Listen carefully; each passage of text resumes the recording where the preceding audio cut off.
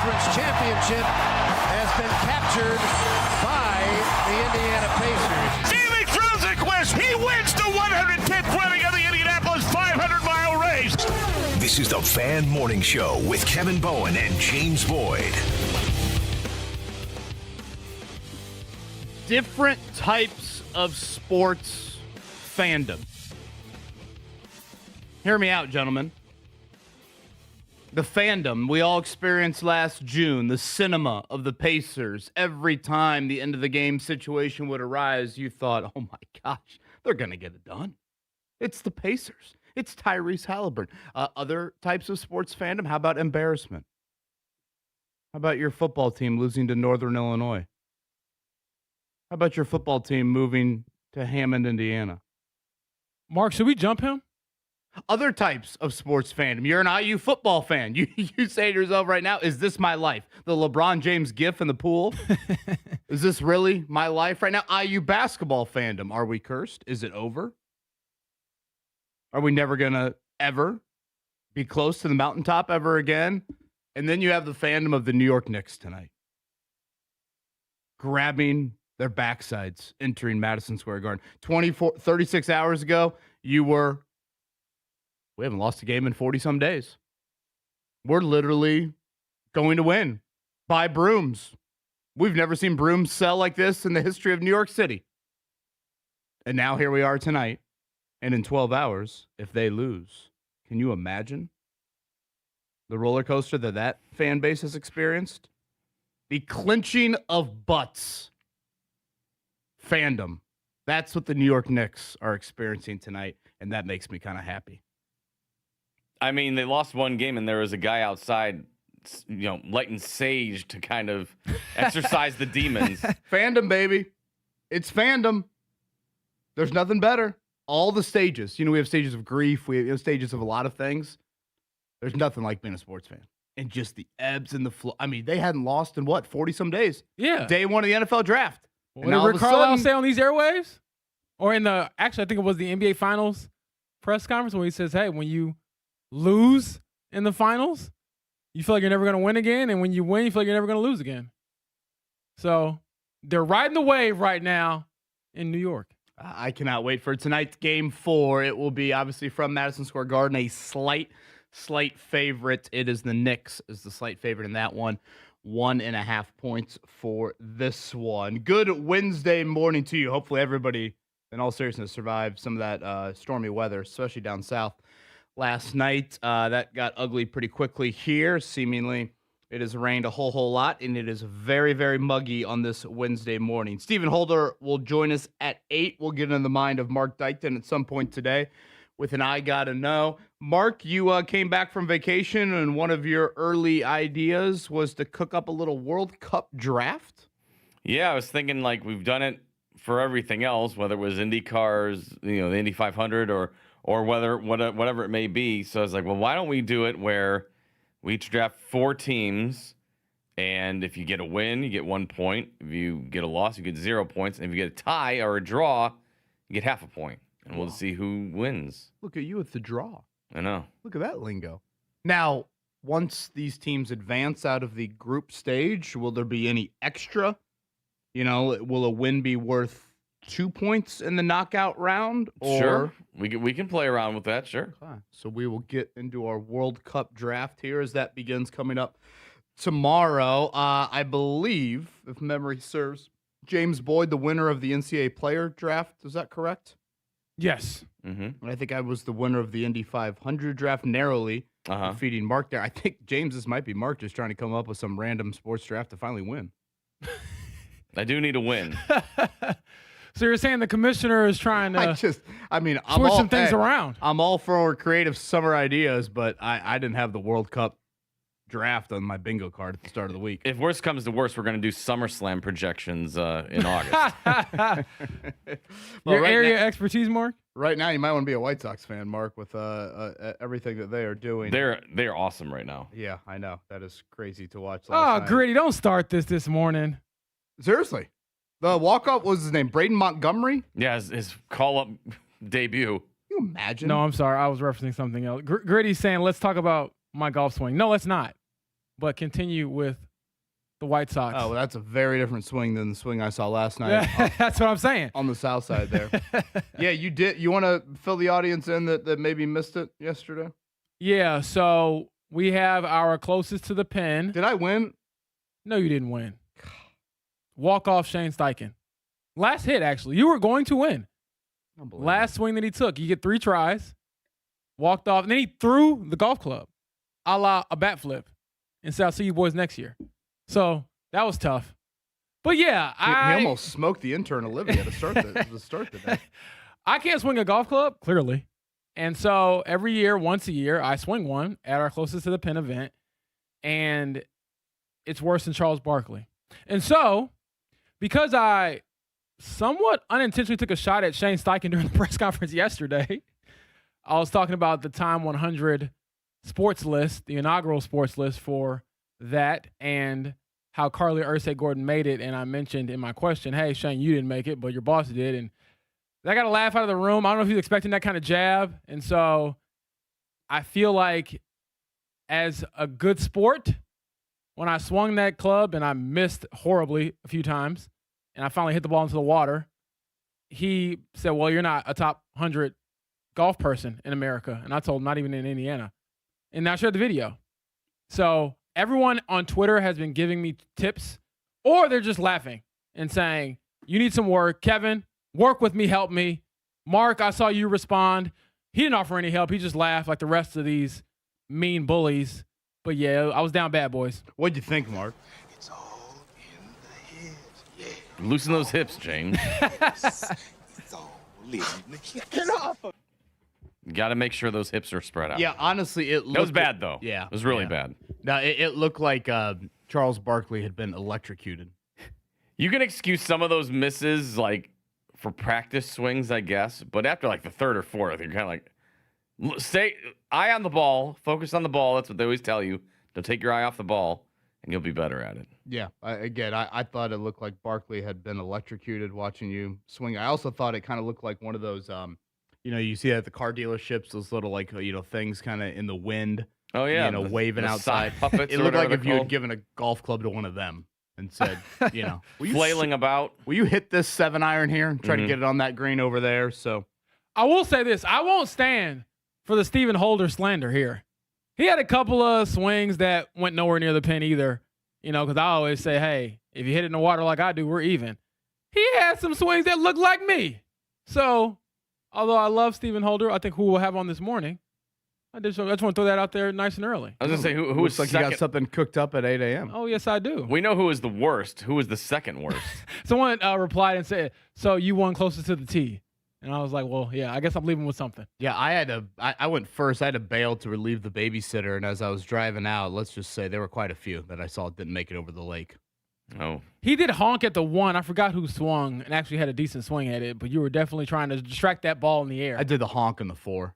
Yeah. It's so immature of me. Yeah. But But you were right there. Who was in the tee box at that point? And then I couldn't tell. Who knows? But as I was driving out there, I will say it seems pretty addicting because we were wrapping up, Kevin, and Shane says, we've got these biodegradable balls and they're just trying to get rid of them. And not that Shane necessarily needs them, honestly, but he's like, hey, you know what? I can hit it 1 or 2 more. He hit like 7 or 8 more. And that's what everyone kept saying. I got 1 or 2 more swings.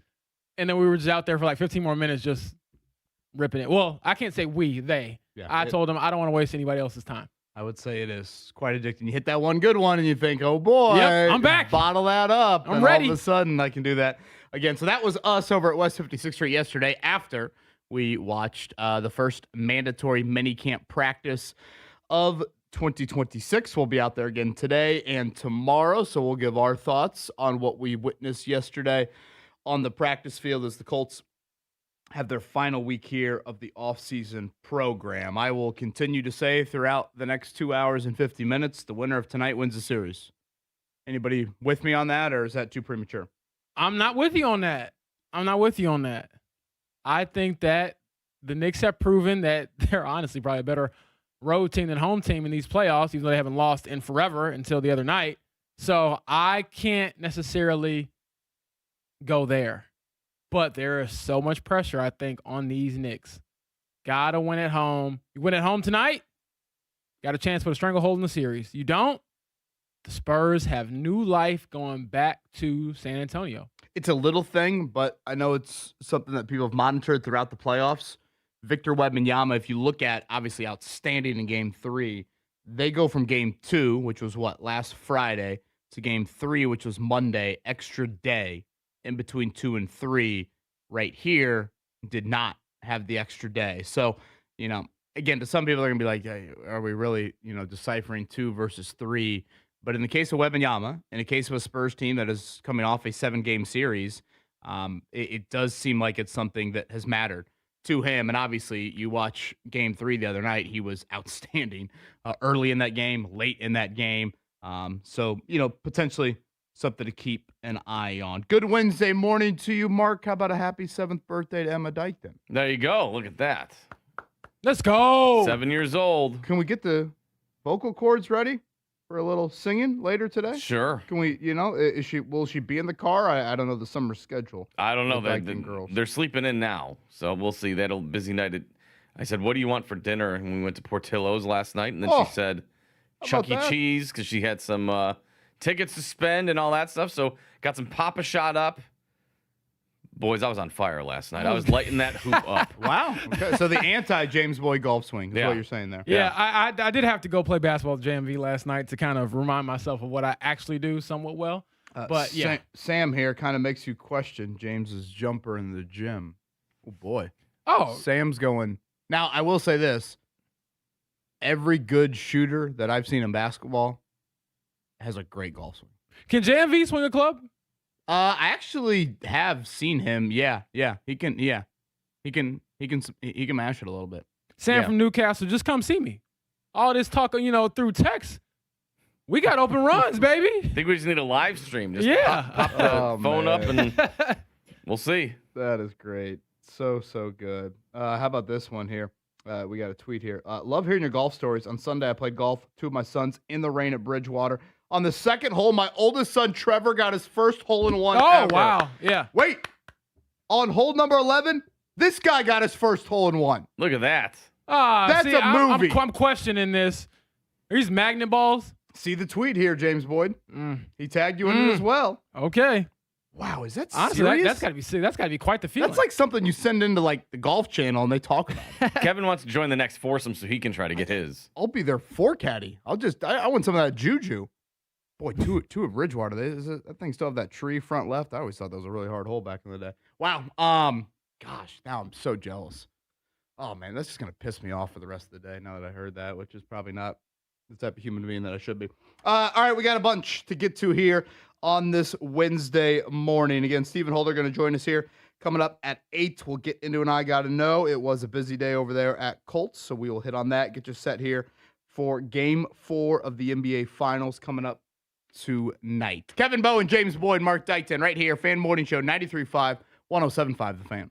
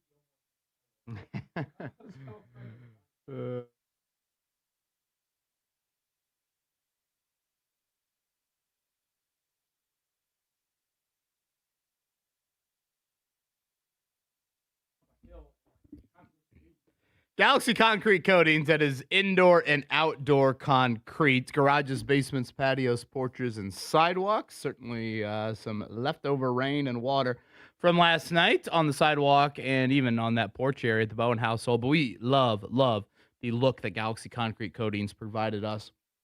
It is indoor and outdoor concrete. We went the Jupiter style, Galaxy Jupiter style. Actually, we're at my parents' house a few weeks ago, cleaning up some stuff on their back patio, and it looks great out there. So, again, summertime, you're going to be outdoors. Patios, certainly something they specialize in. They also do indoor, so that would be the basement, garages, and again, sidewalks, porches, and patios. Residential and workplace manufacturers upgrade the warranty from 15 years to lifetime. So again, it's Galaxy Concrete Coatings, indoor and outdoor concrete. Contact them today, galaxyconcretecoatings.com.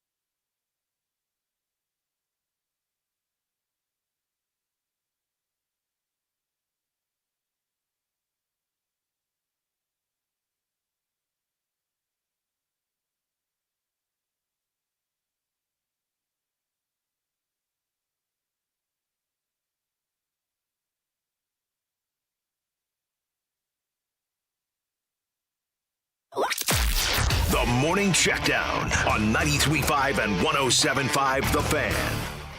All right, day 2 of Colts mandatory minicamp will be coming up later today. We'll be out there for that. This morning checkdown brought to you by Bet365. Early payout, you win. Even if they lose, you get paid out instantly. If your team goes up big, even if they blow the lead later, Bet365, winning is everything. You got a gambling problem?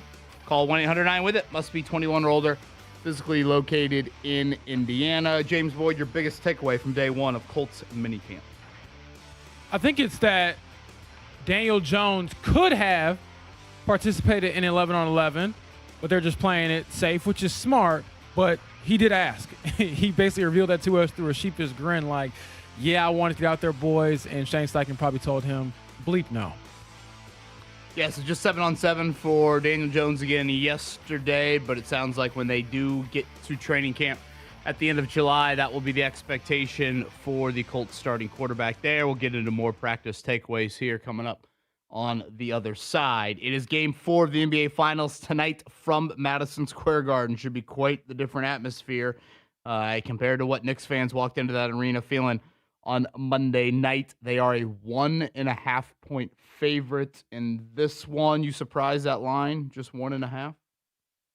I'm not, because of how even this series has been so far, Kevin. We haven't seen any game really not be decided outside of the last, 2 minutes? So I've enjoyed what we've seen and how dramatic it's kind of been, especially the last 2 games. So looking forward to game 4. Again, that will be tonight coming up at 8:30. You can hear that right here on our airwaves. Stanley Cup final last night. Again, great theater. As always here in this series, Carolina got up early with a 2-0 lead. Vegas comes back. It was tied at 3-3. And then on the road, the Carolina Hurricanes with 2 goals there in the final period. So they even up that series at 2-2 as it shifts now back to Carolina. So it has been an outstanding Stanley Cup final here in 2026. Major League Baseball from yesterday. Mark, that was pretty pathetic by your Cubs. They stink. Need one of those Rocky Mountain gummies to get through watching them lately. Well, as a lifelong Sox fan, I'm loving it right now. Yeah, the Chicago White Sox, honestly, probably one of the stories of the Major League Baseball season. I don't think that's too bold of a statement. Last night, Braden Montgomery, in his Major League debut, goes walk-off home run. I can only imagine where that would rank on the old sporting feats right there. So the White Sox continue their really nice start to the season. The Reds shockingly won a game, so that makes me happy. Indianapolis Indians, as you would expected, their game halted due to Mother Nature. I believe day game today, which, that'll be steamy over there at Victory Field.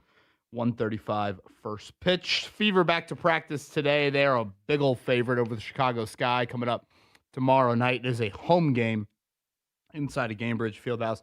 The Sky are not very good, and fittingly, it's Skylar Diggins and a bunch of people that I don't really recognize. Yeah, they should, and they being the Fever, should easily win this game. And if they don't, we should be asking some serious questions. So, again, that'll be the Sky and Fever coming up tomorrow night. The World Cup will debut mañana. It will be down in Mexico to get things started. The United States at 9 o'clock on Friday. We will have a World Cup draft coming up in the 9 o'clock hour. How many teams, Mark, for the World Cup draft? 4? Four teams? 4 apiece? Snaking it up? I think that's how we do it, yeah. Looking forward to that. Have you been studying up on your football knowledge? You have the most football knowledge out of all of us. I know. So we'll have to see if that is worth a damn. Who knows? I saw yesterday you had Butler. They're going to schedule a non-conference game with Nebraska up in Chicago. I actually had heard that it was supposed to be Butler and Indiana at Gainbridge Fieldhouse coming up later this fall, but I think Indiana backed out of that, and I don't know if that was in relation to, Thad Matta's status at all, given that Thad was obviously, I believe he is close to Scott Dolson and, was on, I guess, that staff maybe the first year of Mike Woodson there. So instead of Indiana and Butler at Gainbridge Fieldhouse, it'll be Indiana and Syracuse, and then here's a non-conference neutral court game. Nebraska was what, Sweet 16 last year? Yes, that sounds about right. Yeah, they had a great Great year. How about that number for old Pat McAfee with these ESPN negotiations? Ooh, yes. Reported by The Athletic that he is negotiating for his next contract extension between $60 and $65 million annually.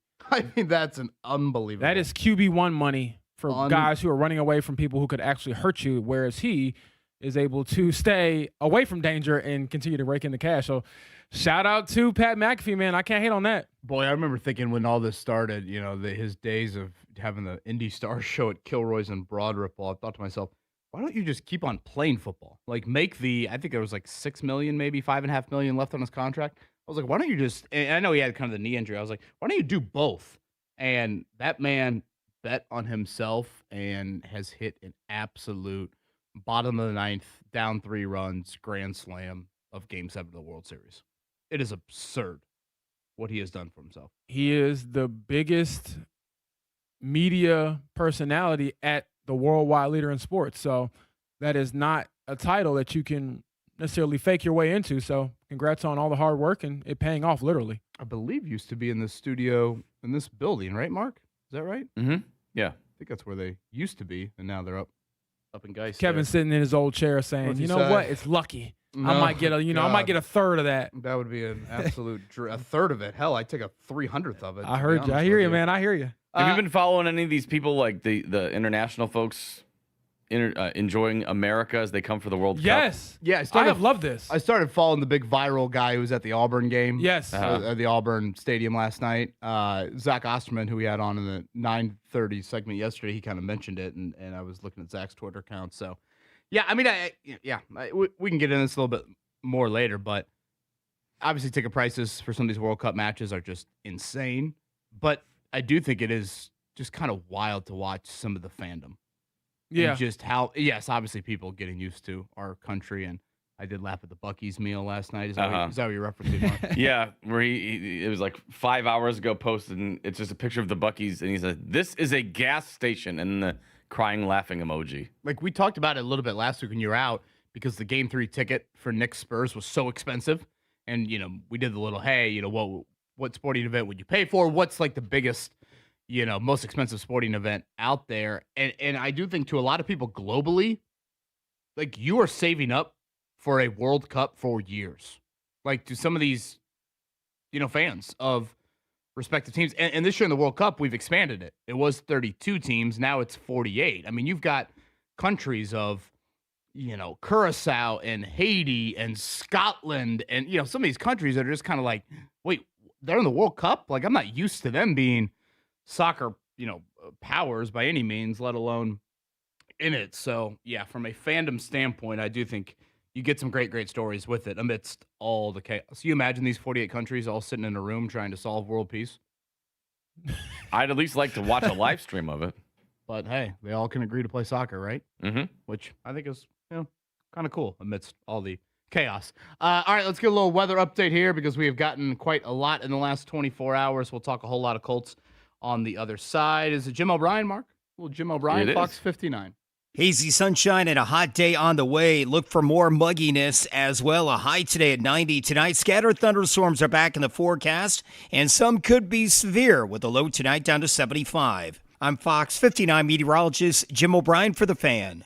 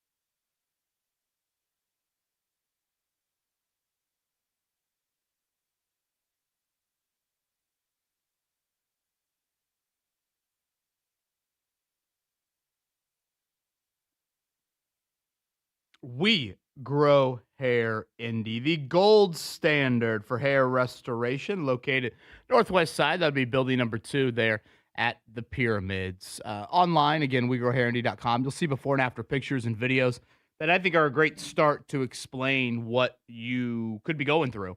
Obviously, the results is probably what you care about the most, but certainly the procedure, pre-procedure recovery, all of that are things that matter to you, and you can find that out by contacting them for a free evaluation, private evaluation, or virtual evaluation. I was really curious about the recovery. Not something I was too thrilled about. I had to sleep upright for a few days, but honestly, the recovery was a lot better and a lot less strenuous than I originally thought. Was back at work 48 hours later and was actually on a vacation with some buddies that very next weekend. So, again, those types of questions you have, contact them. We Grow Hair Indy, free evaluation, virtual evaluation, private evaluation, the gold standard for hair restoration.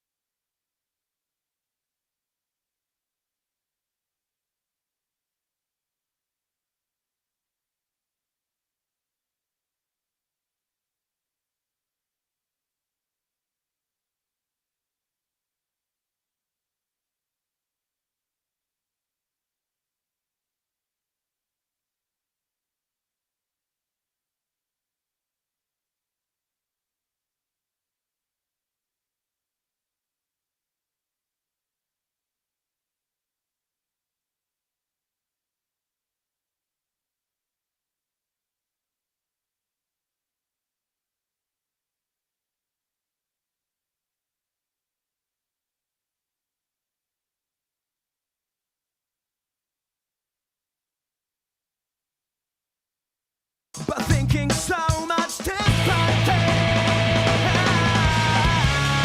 But in me, while I burst into flames. This is the Fan Morning Show with Kevin Bowen and James Boyd. We got game 4 of the finals coming up tonight.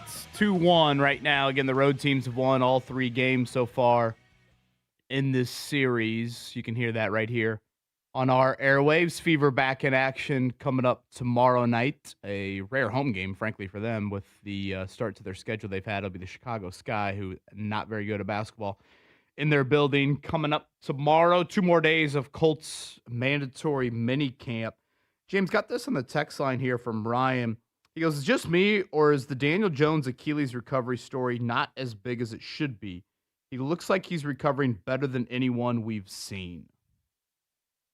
What are we, 7 months-ish removed from the torn Achilles? We're about 6 months. He tore it December 7th. I don't know when exactly he got surgery. Let's just say it's December 8th. It's June 10th now, so 6 months. Pretty remarkable stuff for the guy who will lead this team. I think the reason why it probably hasn't garnered more attention is because we're not playing actual football just yet. But if he's out there week 1 and let's say he's cooking against the Ravens, I think that becomes a national storyline for sure. I will say, too, I saw that George Kittle, I forget which week he tore his Achilles, but he's pushing to be ready for week 1 as well. And I think he tore his even later than Daniel Jones. Yeah, I mean, I think we're now kind of with Achilles injuries. I think we're in it's mostly under a year. I mean, obviously Tatum, you look at other guys. Yeah.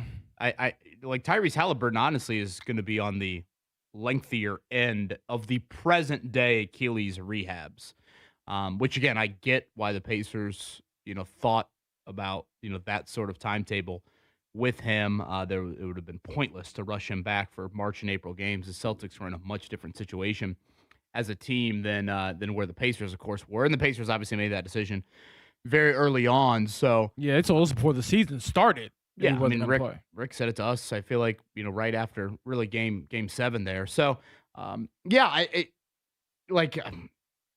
it is impressive. I also think this is just kind of now going to be the new norm for the Achilles rehab. And I'll continue to sound like a broken record when it comes to Daniel Jones. It's one thing for him to be under center on September 13th, but again, when is he himself? I think those are the 2 questions that are very different for me. Last year, we watched him play football games when he wasn't himself, and he's just not stylistically the quarterback that I think can play effectively at less than 90%. I think there are some that are a little bit more stationary, like Phillip Rivers. That man don't need to move. So he got off his couch and proved that. Like back in the day, the man played on a torn ACL. I mean, that's just stylistically, that's kind of how he's wired. Other quarterbacks need a little bit more of the movement. I will say, and again, right now we're going to watch, 15 or 18 straight practices once training camp begins.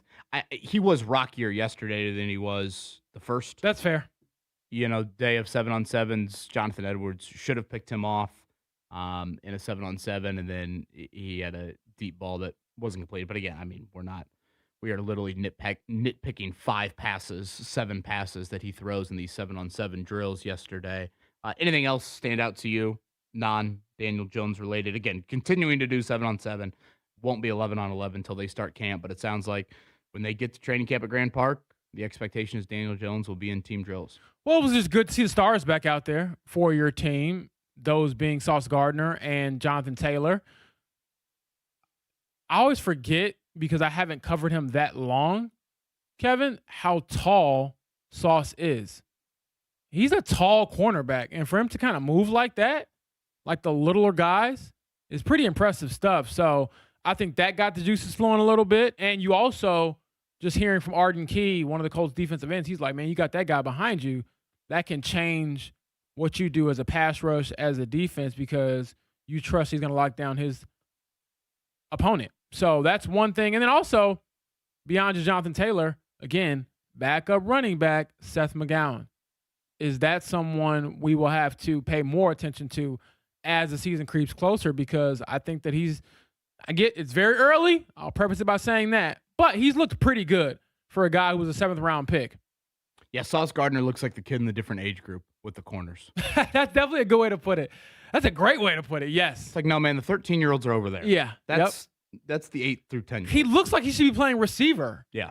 But, tall, lanky body. But just as fluid as can be. And again, the tall guys really aren't supposed to be able to do that. We'll see about Travaris Ward today. He was present, but not participating due to some back tightness. Doesn't sound like it's anything serious by any means. Potentially could even be back to practice today. So obviously that is a big name to watch. Anthony Richardson and Riley Leonard continue to split the 50-50 reps. Riley was picked.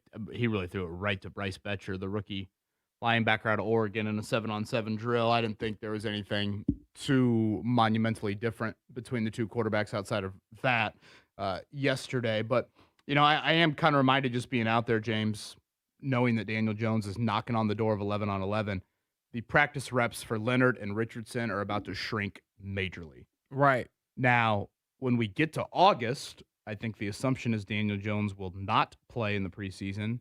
So, assuming Anthony Richardson is still on the football team, those two should be playing a good amount in the preseason, I would think. So, if you care about preseason football, hell, the Colts have 2 home games, I think, in the preseason.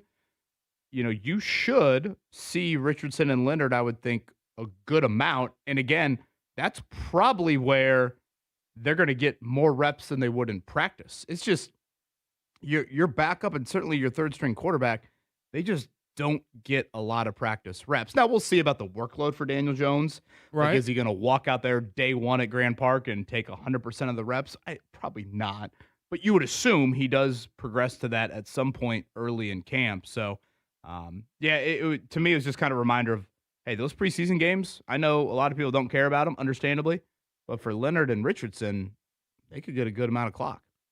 Yeah, those will be very interesting to see and to analyze because, as you mentioned, there's just not many opportunities. And then on top of that, I think live game reps is especially what Anthony Richardson needs. We just haven't seen him play a whole lot in the NFL, even though he's been in it for 3 years now, going into his 4th year. And same with Riley Leonard.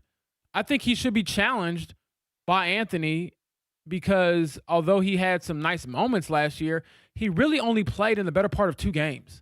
So I don't think you should just hand him the backup role. And as of yesterday, Shane Steichen told us it's pretty even. It will remain even going into training camp most likely. And then we'll get into, okay, what does that really mean? And then how do you analyze the rest of it? Because some of the discussion I've had in my own head, Kevin, about this is going back and analyzing everything that Shane said about the Anthony Richardson versus Daniel Jones debate around this time of the year last year, and what things will matter, what things will stand out to you.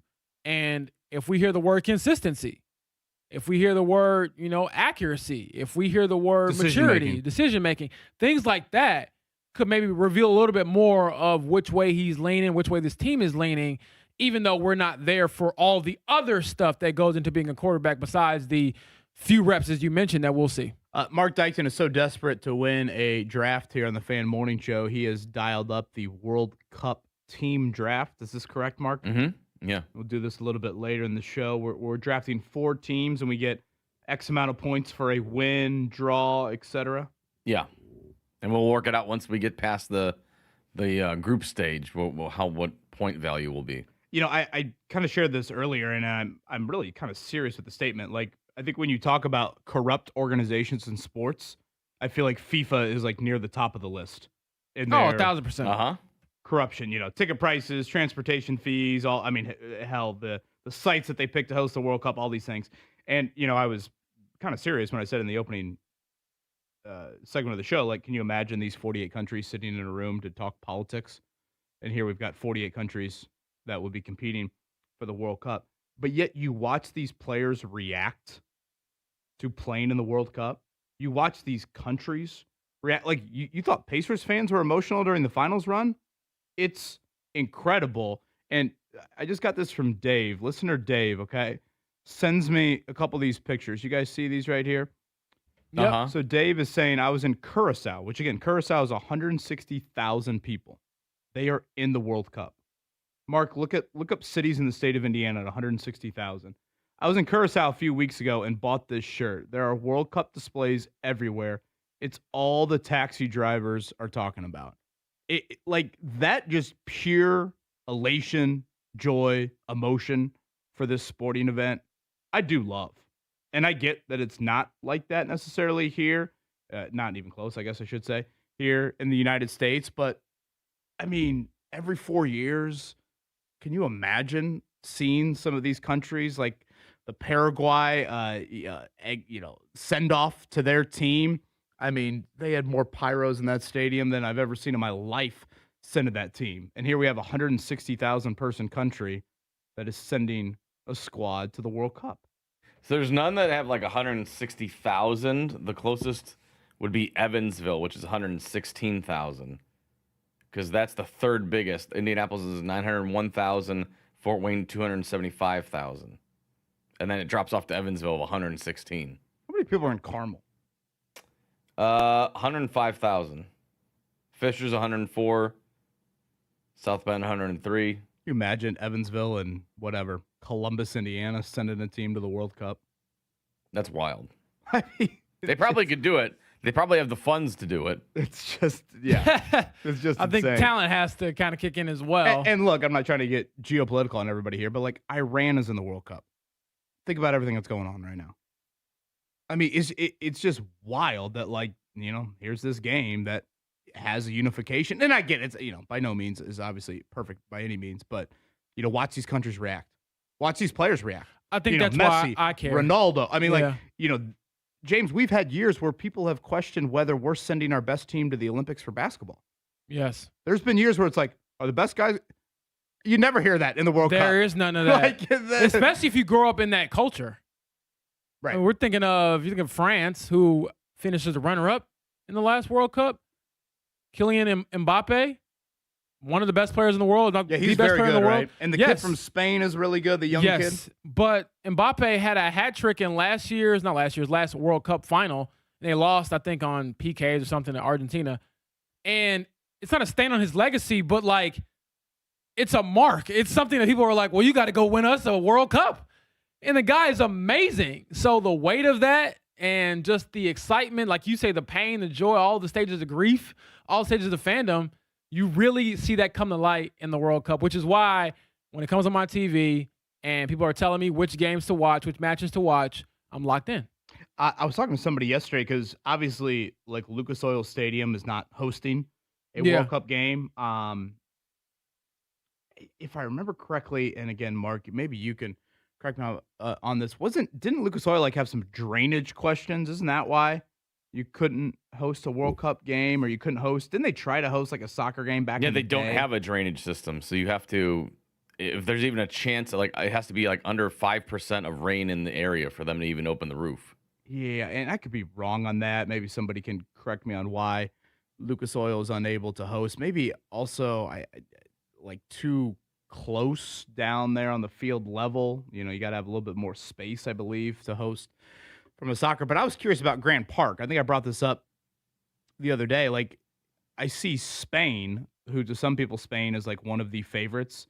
Like, their training site is Chattanooga, Tennessee. I mean, I find that hilarious that, like, Chattanooga, the Mocs, are hosting arguably the favorite for the World Cup. I'm like, why is anybody at Grant Park?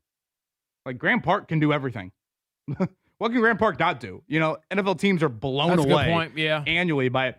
But I was chatting with somebody yesterday that said, like, Grant Park is too big for these World Cup teams. Like, James, you obviously are out there, and anybody that has been out there for practice, we're back there in that corner. And obviously, as you're walking out there, you have these stands that are kind of built up for those two practice fields. Whereas I guess some World Cup teams were a little bit more worried about, like, could we be as secretive as we need to be at a place like Grand Park? Like, I it's hadn't thought about too that. out in the open. Whereas, like, again, let's use the Chattanooga example. I assume they are, like, in whatever their football stadium, their soccer stadium, a little bit more confined. Yeah. You can obviously, put up, fences, whatever you need to do to Yeah. try and, keep people out from that. So United States underway. That is Friday night out at SoFi. That is a 9 o'clock start time for that. So the other reason that the Lucas Oil Stadium cannot host is because they would have to tear up their field turf and put in actual grass. Which, don't we have some NFL stadiums doing that for this World Cup? I believe so. Yeah. I don't know. Like, we host everything. Is this a bummer for the city of Indianapolis that we're not hosting a World Cup game? It says FIFA strictly requires matches to be played on natural grass or specifically engineered hybrid grass surfaces. Yeah, I would say it's probably a bummer. Yeah. I mean, like, outside of the Olympics, Yeah. I mean, you know what? It's not like the World Cup just shows up on your plate every 4 years, every 8 years. I mean, when's the last time the United States has hosted a World Cup? If you can put swimming pools in Lucas Oil Stadium, Right? you can put some real grass in for a couple fake, weeks. real, I don't care. Smoke it afterwards for all I care. Whoa. Just get some grass in there. Stephen Holder going to join us here in a few minutes. We got a lot to get to with Stephen. Now we got beef to discuss. you said Stephen's golf swing. I We will. had will to bail ask early. him, hand on the Bible, under oath. Hand on the Bible. How did that swing look? All of them, not just the one that you want to take home with you and think about. Oh boy, that was the one where I really showed my stuff. He had a couple that were shanked looking like me. Now again, I thought your golf swing. Calling it a swing is probably as nice as you can be. No, that's a good Yeah. way to put it. Yeah, I thought it looked like someone had electrocuted Charles Barkley mid backswing. So I sent the video to one of my friends. I thought your hands were sweaty, like when you first halted, when you first stopped. I was kind of like, oh, is he all right? Like, is he gonna start over? I'm like, no, he's just hitching a few times. Yeah, one of my friends, she texted me. She was like, "Why are you looking back at the club as if that's gonna help you?" And I'm like, "Girl, I ain't touched a club all year. It's once a year. I get out there." You did look back like it was. Is the club still there? Yeah, I feel like I had the Monstars take over my body a little bit. Wasn't exactly the right type of message I was trying to send. I was trying to be intimidating, but nah. Mark, your thought when you saw James's swing for the first time there? At first, I was like, oh no, those are practice swings. And then he kept swinging and the ball still wasn't moving. And I'm like, oh no. The worst is when I turn around because someone said, "Oh, you can't hit anything." I turned around, act like I was going to hit it at them. They're like, "You'd have missed that too." I'm like, you're right. That was great. Like, I got nervous for a split second. I'm like, oh no, is he going to try and hit this? And I'm like, probably about 80% chance he doesn't even hit the ball. Exactly. When he did finally make contact, I was shocked it didn't like jump up at him or go behind him because I thought that would have been peak Well, comedy I had too. two that I basically clipped that stayed on the green. And by green, I mean they didn't go past the green that I started on. And then the one that went into the water. So I just told Conti, who's shout out to Colts PR, Matt Conti, I told him, hey, as long as you got biodegradable balls, I should be okay. Because ain't no way I'm going to be able to get it to the other green where it won't be. No, the bigger question for breaking you down. is, are you going to get the ball to the water? Exactly. Not over the water, like to Just the in water. the water. Yeah, That's the goal. Yeah. That's the goal for next Yeah. year. I want to get all three of my swings into the water. Are the fish going to get a present Exactly. from James Boyd? That was the bigger. I'll be going to question. Anthony Calhoun's golf outing next Monday coming up. And yeah, I won't be swinging any clubs that day. I'll be visiting friends. I'll be, perusing the different holes to get some different food. But for everyone's safety and mine as well, no swinging that day. I was gonna say, And if he is, you don't have to duck either. Just the caterpillars have to be aware that he might be rolling a ball through there. no Yeah. DDL4 for human beings. It's more No, for the. I think it's the more of a insects question around 'em. of will you just hang on to the club more so than hit the ball? So for those safety reasons, I'm out. For those that missed the James Boyd golf swing, you can check it out on his Twitter account yesterday. Yes, But I did put it out there. A lot of people laughed. Some people were telling me, Kevin, you have to help me. You're just laughing at me. very good sport on it. Now, again, I had to leave early. I was sent that video, and as I was driving to relieve our babysitter, I almost crashed 3 times watching the video. 10 and 2 went out the window. I'm like, that can't be real. Did someone AI create that video Yeah, it was bad. It was that bad. quickly there?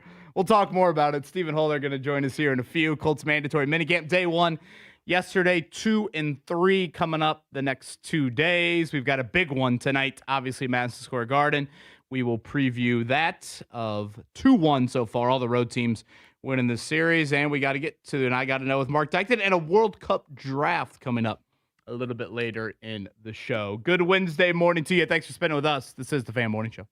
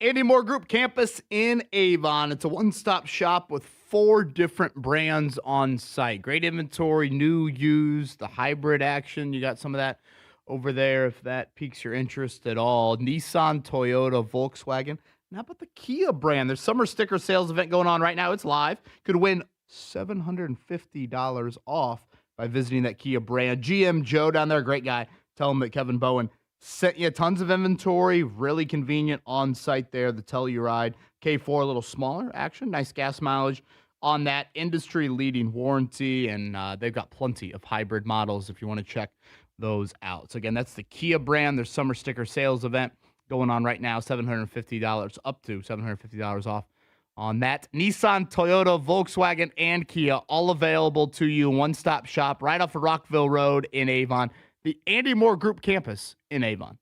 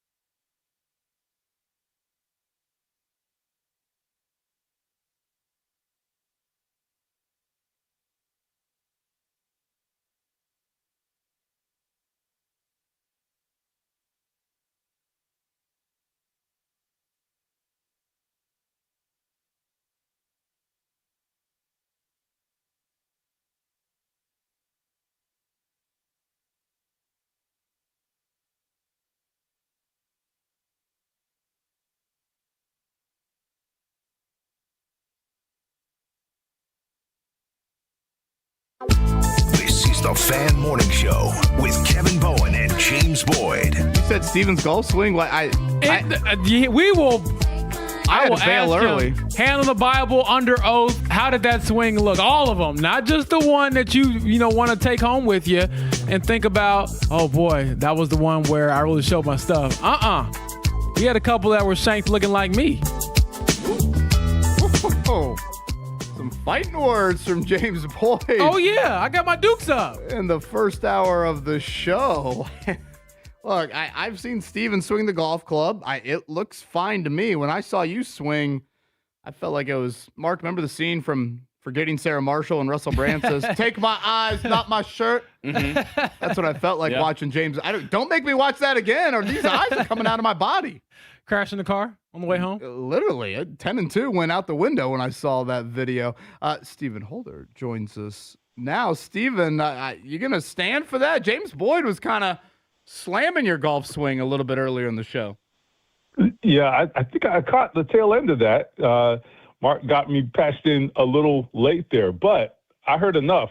And look, all I'll say is one of us was actually swinging a golf club. The other one was like trying to, I don't know, I think plant some flowers out there or something. Yeah, I'm not really sure. I was out there just damaging the grass. But I will say, hold on, I ain't letting you off the hook, brother.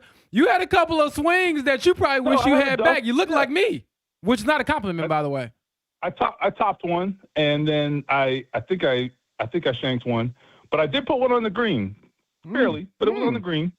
I did put one on the green. Steven, In fact, I would argue me and KB were in contention, so I'd leave it at that. Steven, I said James Boyd looked like Charles Barkley's golf swing just got electrocuted when he was trying to swing. Oh my God! You ain't got to laugh that hard. You ain't got to laugh that hard. The other comp that I went with is you go by the car dealership and you see those things waving in the wind. It looked like you handed a golf club to one of those and said, "Go ahead, try and hit this." That thing was one of the wilder sights I've ever seen in my life. If you had not actually seen it, you wouldn't really have the visual.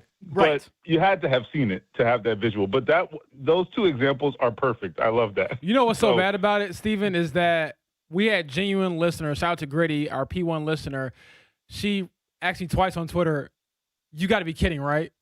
No, I am not kidding. I tried to joke and laugh with you guys, and I put it out there for that reason. But that was not a joking swing. That was as best as your boy could do. So at the expense of the listeners hearing about my horrible golf swing, I guess we could just transition to sports and actual Colts talk. Thanks for being a good sport, James. Always. But listen. Here, the good news is you got after tomorrow. You got 6 weeks. If you wanna actually play some golf, you got some time to actually explore. So you got 6 weeks to actually come up with a golf swing. That's your homework. Okay. All right, that's my summer homework. It's like summer reading. I got summer swinging to do. That's a great thing, honestly, to try and figure out here over the next month and a half. I'll happily hit the range with you a time or two. Stephen Holder, of course, with us here. Payless Liquors Hotline. Stephen, I actually kind of wanted to start with something we discussed in the opening hour because if I remember correctly, I think you were maybe one of the first people with him back in the day when it all kind of somewhat started.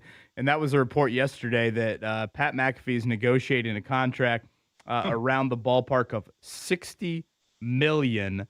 Correct me if I'm wrong. Weren't you and him at Kilroy's and Broad Ripple back in the day doing a show? That is correct. I was there. Mike Chappell was involved in that. I think Bob Kravitz as well. It was all right. So actually, here's the story.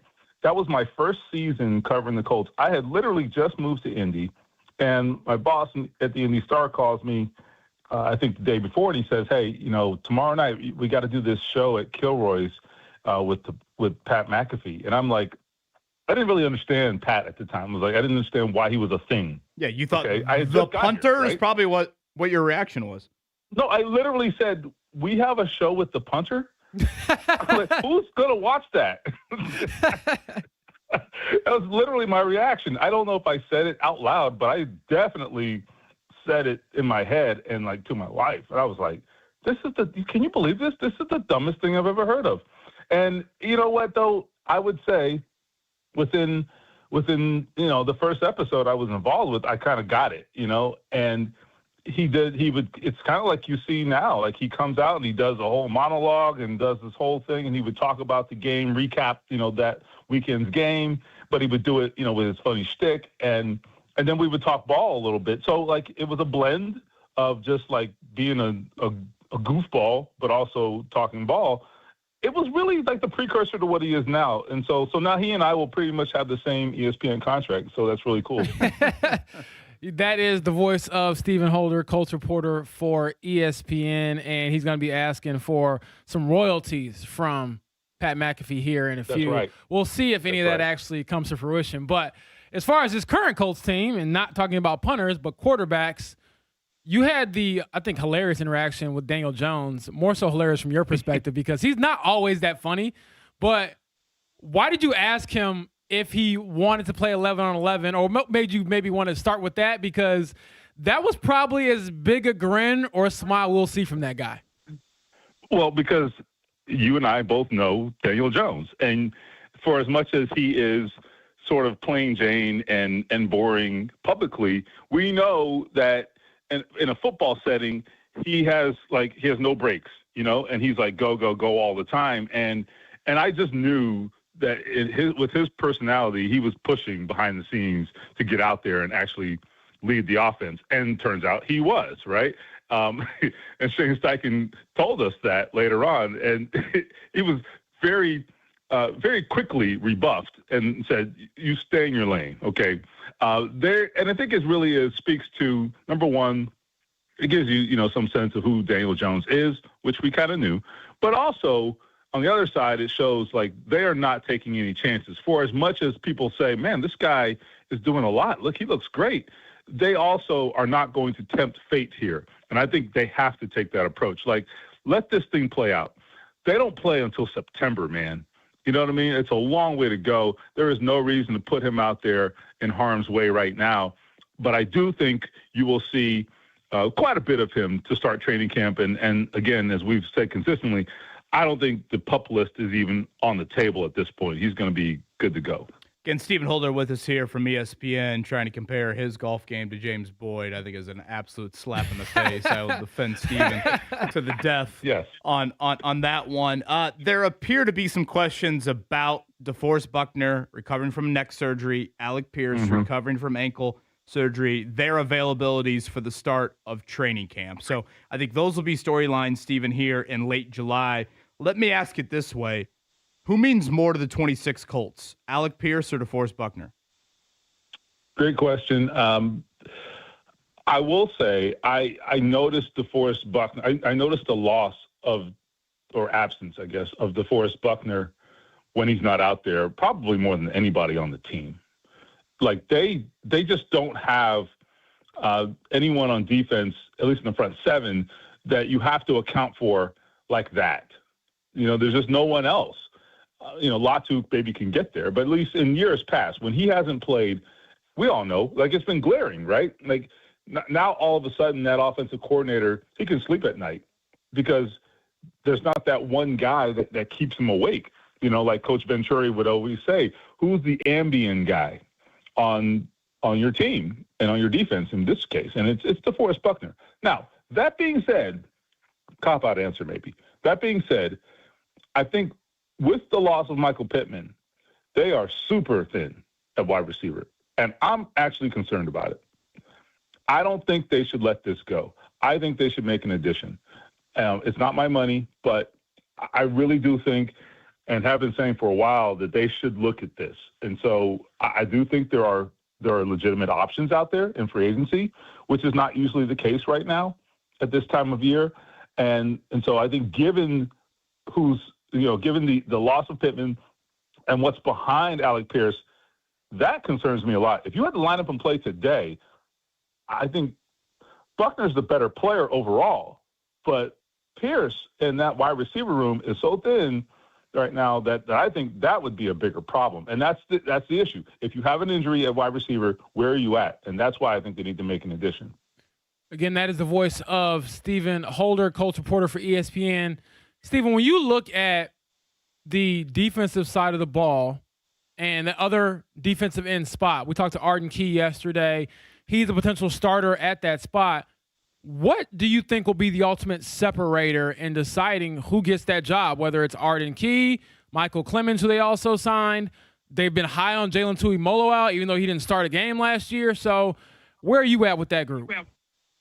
Well, I mean, it will be consistency that decides it, obviously. But I think, what does that look like? I think part of the issue for me, or part of the question for me, is going to be who's going to be the guy they can count on against the run. I mean, good point. Because look at this. Like yesterday, Arden Key, we get together with Arden Key, and I'm not going to lie, man. Like the thing you notice about Arden Key, the first thing you notice is, man, he's kind of small. I'm not going to lie. I'm just being honest. He's certainly an accomplished player. Like he's a veteran. He's been around. I really think he's going to be a fantastic leader. I've heard that about him, right? I think he's going to be a great presence in that room. Good pickup. But can he effectively play, 60 snaps? And it won't be 60, but you know what I'm saying. A lot of snaps, the majority of the snaps at that strong side defensive end, because that's effectively what that position is. That's a lot to ask, because remember who he's replacing. Kwity Paye, who, for all of his maybe ineffectiveness as a pass rusher last year, he just really he didn't have that much impact. Against the run, that's where I think, was a strength for them. So, that matters, and you don't notice it until you don't have it, until you don't have that sort of, force against the run. So that's where I think Jalen Tuimoloau now gives himself an opportunity to be a factor. And I think he's a bigger body. Can he hold up on that edge and set that edge and really be a factor out there? That's what I want to see. And we don't know that answer yet. We just have to see it. I haven't seen nearly enough of him to know that. But Arden Key probably has the lead, but I do think Jalen Tuimoloau, it's his. If he takes it, they'll give it to him, I think. Steven, last one from me. And again, Stephen Holder, ESPN with us here, Payless Liquors Hotline. I know you've been on this for the last couple of weeks, but, deadline spur action is the phrase we hear a whole lot. The Anthony Richardson thing, it's like, well, there's not too many, actual deadlines. But there is one upcoming here in early August. For our audience, could you share a little bit of that? And do you think it could have, much impact on his presence, I guess, purely on the football team come, preseason action later in August? Right. So I am trying to remember the exact date, but I believe it's the first week of August. It's the third day of training camp, I believe. Yeah, exactly. So I guess it's a fluid date, but he is due a roster bonus, a pretty sizable one, which I think is $4 million plus, and it represents the majority of his compensation for 2026. After that's paid, he's only going to be owed something less than $2 million this year. So two things happen then. You have teams are on the field, people get hurt, and so there's bound to be some quarterback injury somewhere, whether it's serious or not. There could be some quarterback injury somewhere. And then secondly, at that point, you have a guy who certainly has some upside. I mean, he clearly has a lot of talent. Whether he ever puts it together, who the hell knows? But at that point, you're talking about acquiring him for $1 million and a late round draft pick. I mean, that now becomes much more feasible. And I think these teams have known this for a long time. So they had two things working against him. Sorry for the long answer, but he had two things working against him. He had the conversation around his vision. I think he's certainly addressed that by being out here in OTAs and if he gets in the preseason. And then secondly, it was this idea that, well, why would we trade for this guy now, pay him $5-6 million when we could let the Colts eat this money and then get him later? I do think that was at least a factor. So we'll see if it becomes more, or let me rephrase it. I think that the trade of Anthony Richardson becomes more of a reality maybe in a couple of months. Again, comparing the golf game of James Boyd to Stephen Holder would be like comparing my physique to somebody on Baywatch. Hey. Okay, he had a couple of shots that looked just like me. I learned from him. I disagree, Kevin. You probably look like David Hasselhoff does now. Can't say. Does now? Well, yeah. Thank you, Mark, for the clarification on that. Stephen Holder from ESPN. We'll see him later today. Stephen, appreciate you sticking up for yourself because I got your back as well. Yeah. I mean, come on, right? Yeah. I got dignity. That's Mark, right. cut his mic off. Get him off the phone. See you guys. See you. Now, Mark, again, when I saw James Boyd golf swing earlier, this is what I thought to myself here. Not so eloquently as you just put it, sweetheart, but ultimately, yeah, that is... Oh, no! Not the shirt! Oh, take my eyes, but not the shirt. Yes, Russell Brand. Take my eyes, not my shirt. Forgetting Sarah Marshall, one of my favorite scenes. Oh, man. Someone in the YouTube chat said, I'm closer to Tiger Woods than you are to me. Stephen and JB, probably. Probably. A lot of work to do, boys, this summer. Oh, that made me laugh. I do want to get into maybe on the other side, just, kind of gauge where you're at, DeForest Buckner, Alec Pierce. That was a storyline from yesterday. I think the debate, honestly, of who matters more for 2026 is one that I could listen to really both sides of. So we'll get into that maybe here in a few minutes. Mark Dykton, let's go ahead and check it down. The Morning Checkdown on 93.5 and 107.5 The Fan. We got a World Cup draft we got to get to coming up 9 o'clock. We'll draft some teams, see how they do here in the group stage and knockout stage as we get things started tomorrow on North American soil, I should say. I believe we start down in Mexico. But right now, let's do a morning check down brought to you by Bet365. Early payout, you win. Even if they lose, you get paid out instantly. When your team goes up big, even if they blow the lead later, Bet365. Winning is everything. Got a gambling problem? Call 1-800-9-WITH-IT. must be 21 or older or physically located in Indiana. It is a 1.5 point spread for game 4 tonight of the NBA Finals. So far, road team, road team, road team. James Boyd, are we saying that tomorrow morning? Will it be a 4th straight road victory here in the NBA Finals? I'm going to say no. I'm going to say the Knicks get it done at home tonight, mainly because they get back to why they were winning, moving the ball. They had a playoff low in assists in their first loss in over a month of the playoffs. So I think they're going to bounce back, move the ball, get a dub, but I hope it's a tight game just because the drama has been great in the finals. But you do not agree with me on I believe the winner tonight wins the series. No, I only believe that if the Knicks win it. I think if the Spurs tie it up, the Knicks can still win the series. Does DJ Khaled and Marcus Freeman go to the same barber with the painted hair? Oh, Dang. I think Marcus is real. Yeah. And if It's about as real as my golf swing. Oh, no very chance. real. Yeah. If you pour a bucket of water on Freeman. Marcus Freeman, Yeah, it and ain't he has Carlos, a white shirt on. It ain't Carlos Boozer playing with the Bulls. Hey, it is. Carlos It is. Boozer looked like Max Bowen just got to his forehead with a Sharpie. Oh, no. If he sweats just a little bit in a white shirt, that shirt's going to be black. I'm saying if someone spilled water on DJ Khaled's head the other night, they would have to stop the game for 40 minutes to clean it up because it would have been all over the place. Get DJ Khaled off the first row. Did you ever see all the camera cuts to him and every time he was on his phone?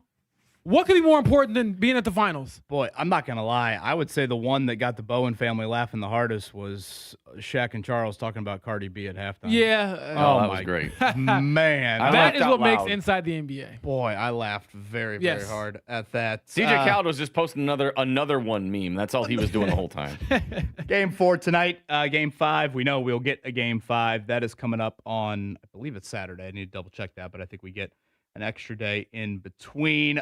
Major League Baseball from yesterday. Oh, boy, Mark. The Rockies doing that to you? They stink right now. Oof. You know, it doesn't stink. The Southsiders. Chicago White Sox, one of the best stories in Major League Baseball this year. Braden Montgomery, Major League debut walk-off. Can you imagine? Major League debut walk-off home run. The White Sox have been great. The Reds shockingly won a game. Indianapolis Indians, Mother Nature, of course, impacted that one there. They had to end that game early. I believe it's a day game for them coming up later today. Lord's Stanley Cup. It is tied again 2-2. We've gotten great drama throughout. We got a little bit more last night. It was early 2-0 lead for Carolina. Vegas ties it up. Eventually it's 3-3. Carolina on the road. 2 goals in the third. So we are tied there. The Fever back to practice today. They'll take on the Chicago Sky. Again, their next 3 games. I mentioned this yesterday. I think the win over the Mystics, Caitlin Clark's game winner, that's one you circle, in my opinion, later in the year. You now start a stretch with 3 straight against teams all below you in the standings. And they're about to embark on a stretch of, I want to say it's 5 of 6 at home coming up as well. So great opportunity for the Fever to start stringing some together. They are a 9.5 point favorite over the Sky coming up tomorrow. Also, I would have loved to have gotten a Stephen A. Smith camera shot when he saw the Pat McAfee contract number. His whole thing is being number 1, and he's a distant second if that contract Can we lead goes with through. that on the set tonight before Game 4? I've never wanted to hear Stephen A. Smith more in my life. $60 million, is that what your colleague Andrew Marchand reported? Yes, between For Pat 60 and McAfee? 65 million on his next extension per year with ESPN, the worldwide leader. And I can't hate on that, man. Pat McAfee has been a big, big star for that network. And I honestly think, personally, I love him on College Game Day. Yes. I think that is Great. him at his peak. Yeah, he has fit the Lee Corso departure Yes. wonderfully well. And honestly, one of the best segments in all of sports is the field goal kick right Oh, now. man, it's gold. Yeah. I remember watching a segment about how they didn't really love the idea at first, and then now it's become this nationwide thing that all the kids get up there for. And when he crushes a kid, I know we love it when they make the kid, they get the money, but when they miss and he just crushes some poor kid, I love that. Builds character. Can you imagine if he saw your golf swing from yesterday? Oh, boy. Yeah, he'd be the one doing the crushing. He'd be definitely telling me, hey, James, you stink. Mark, a happy 7th birthday to your lovely daughter, Emma. Do we know if she'll be in the car this morning? I'd love to give her a nice beautiful birthday tone. I texted Ashley. She said she's still sleeping in. I'm like, I would be too if it was my birthday. Wow, she out late last night with. I was the gonna neighborhood say. She stayed up kids? and watched the Stanley Cup final with me. She was, Oh, and they were nice. watching Toy Story 3 or 4 or something when I was going to bed. When is 5 out? 2 weeks. Yeah, no, next week. Next week. So it how next many week? is too many? Was the last one kind of good? I think Toy Story is untouchable. Is it? So what do we got? Jesse, Forky, what's the plot? What are we looking at here? The toys are being invaded by tech, so like tablets and everything like that. So Now that I heard I was that. gonna say you James, might want you're to bow right. out. Yeah. I'm telling no. you, the classics only stay classics if you leave them alone. Tell me you're lying to me. no, that's the whole thing. Is the girl They're gonna have Bonnie an gets AI part gets in a the movie. tablet, and then they're saying that she's more obsessed with that than playing with the toys. So we'll see. I have faith that the first 4 have been good. So Now that I hear that, if it could, possibly create less screen time for the Bowen children, that probably could be a good thing. yeah, Okay. I'm sure there's a moral to the story. Okay. I like this. All right. I'm good with it. You were off board for like 10 seconds. You jumped right back on. Well, yeah. I mean, as soon as tech AI. And honestly, I thought to myself, could we AI James Boyd's golf swing? no, That's what that was. Should I have led with that lie to start the show? That They was could AI. build the biggest data center in Hendricks County, and they wouldn't be able to fix that thing.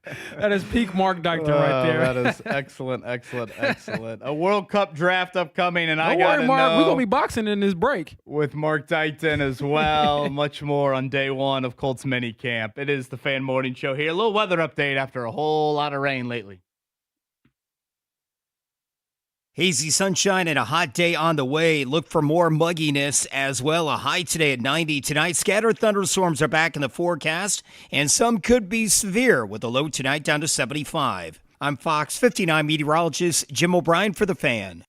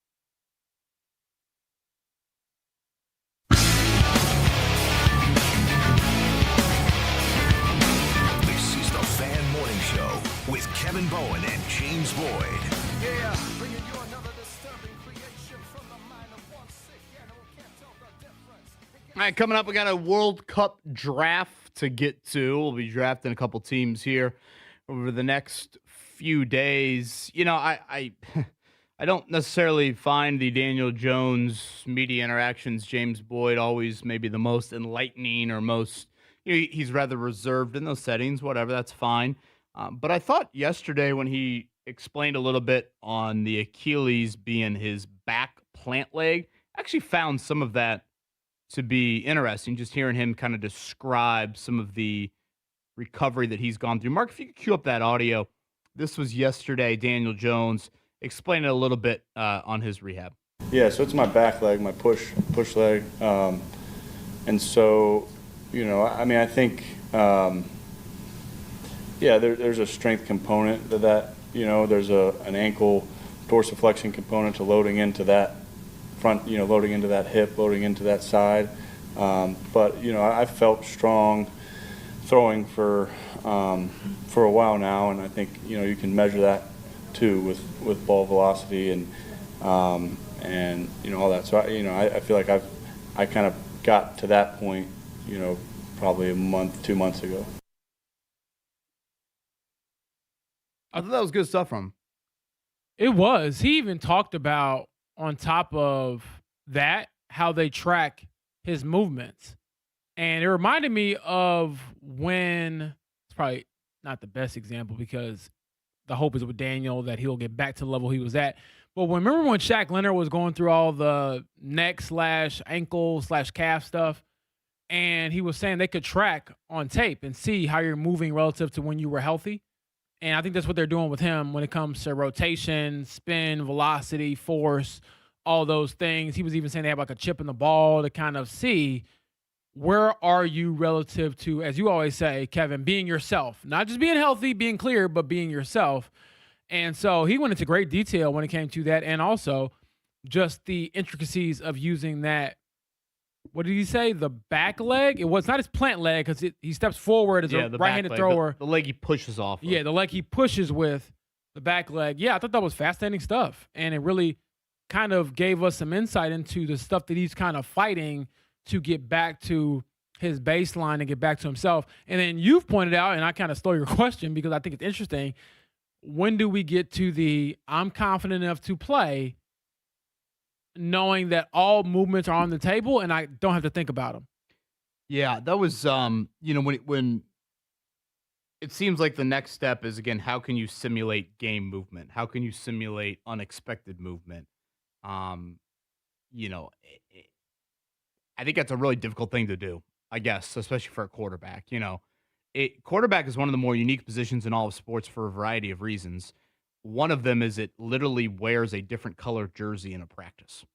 Like, how many positions in sports literally wear a different color jersey that says don't touch them? Like, 21 guys can be touched in an NFL practice.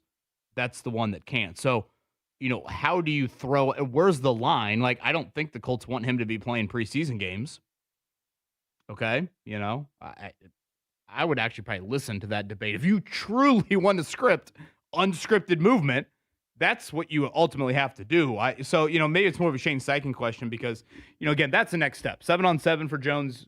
Yesterday, I thought he's a little rockier. Jonathan Edwards, who has flashed a little bit there at corner, he nearly picked, or should have picked, probably Daniel Jones is the best way to put it.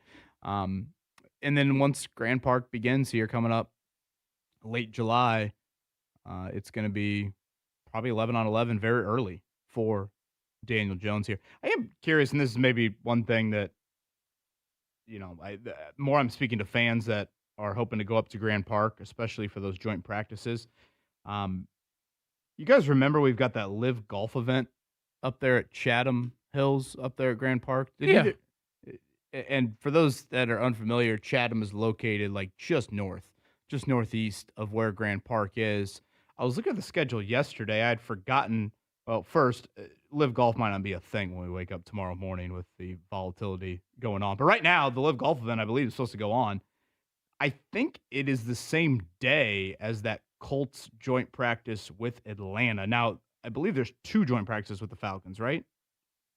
Yes. 2 with the Falcons, 1 with the Patriots, which is out there, which is on the road. So Right. for our audience here at Grand Park, I believe the Colts joint practices will be August 19th and 20th.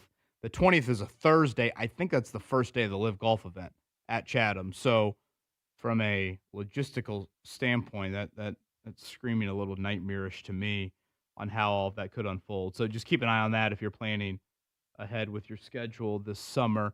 You brought up Shaq Leonard. I hate to go here, but like the more I hear about the DeForest Buckner thing, I can't not think about Shaq Leonard's situation. That's fair. Like we're talking nerve in the back area. You know, remember he had a back issue or two prior to the neck surgery that he just had.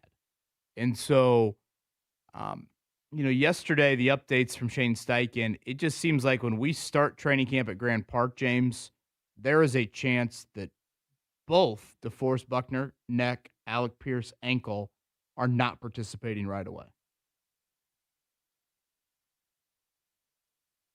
And when I look at it, Kevin, and I told you this when I spoke to DeForest at his camp, it's getting a little murkier than I probably thought initially.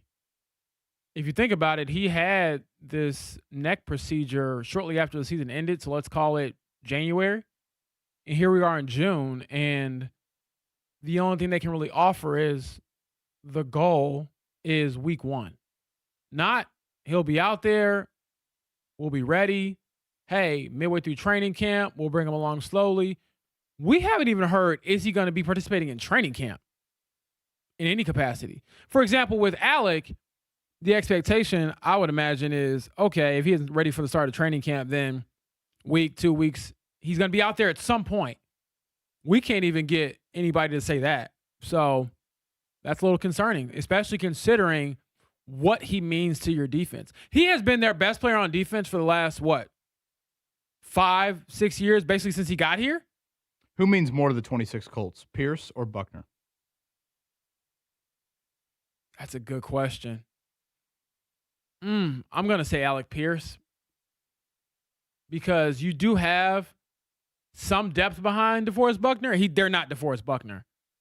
But if Alec goes down, I don't think you really have any depth at receiver. Well, that's a tough position to be in for either. And kind of hear me out on this. I think just because Buckner is playing doesn't mean he's Buckner, if that makes sense. Right. You need him to be dominant. You just said, rightfully so, he's been your best defensive player the last 5 to 6 years. And by that, it is get out your Sharpie marker and you write down in your depth chart 3 down menace at defensive tackle. That's what DeForest Buckner has been. That's rare. There are not many teams in the league that can write that down, and durable as hell. So durable. So, the thought with Pierce is he should be all right. I mean, again, this is an ankle surgery. Not ideal. Zaire Franklin had a late offseason ankle surgery last year, and, I would argue it impacted him. Obviously for a speed guy like Pierce, it's not great.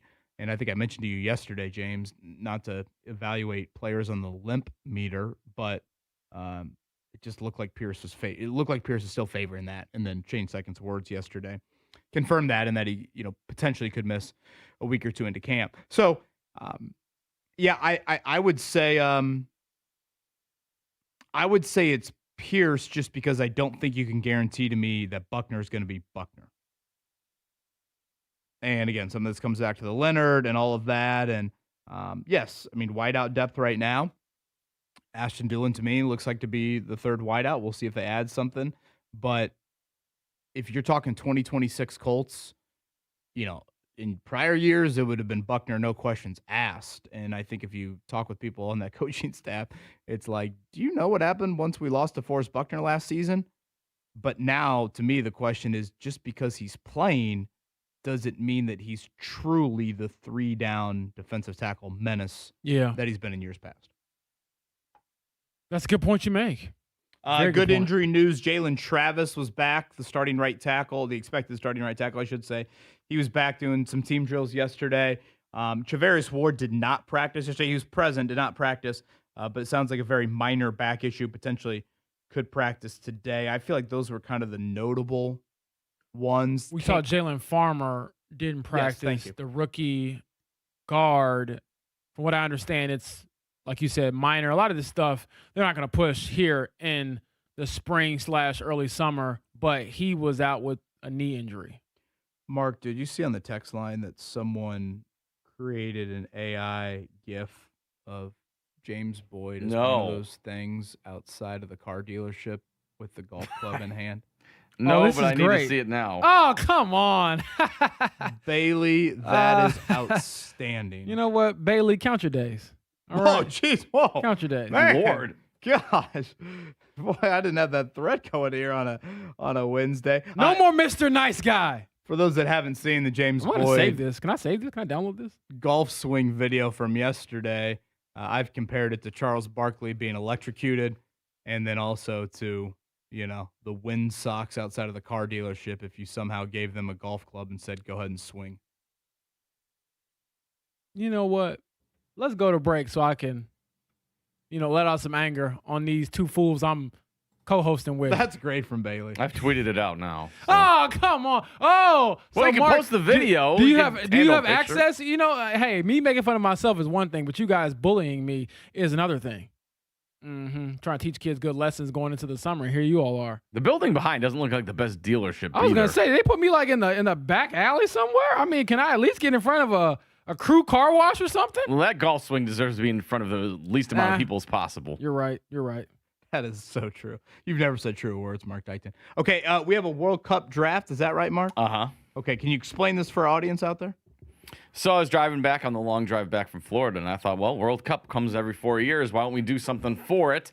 Maybe have a little more skin in the game for it. Maybe rooting outside of the U.S. interests a little bit more. So I said, well, we've done it for the Indy 500, done it for other things. Why don't we do a World Cup draft? So we'll each draft 4 teams. And group stage, point-wise, we'll do 1 point for a win, no points for a loss, and half a point for a draw. I'll probably up the ante as far as points are concerned as the group stage goes in the rearview mirror. Okay, all right. I like where your head's at here. We'll do a little World Cup draft. I got to know with Mark Dykton and more on what we watched yesterday over there at Colts Mandatory Minicamp. Fan Morning Show here on a Wednesday.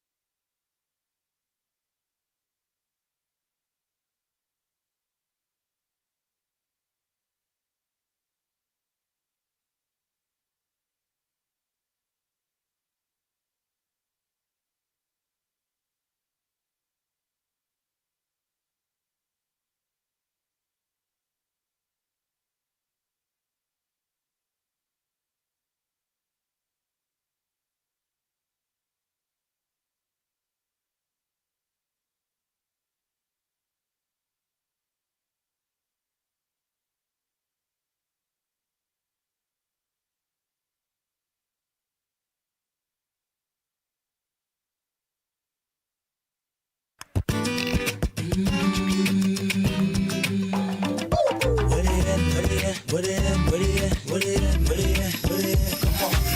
is the Fan Morning Show with Kevin Bowen and James Boyd.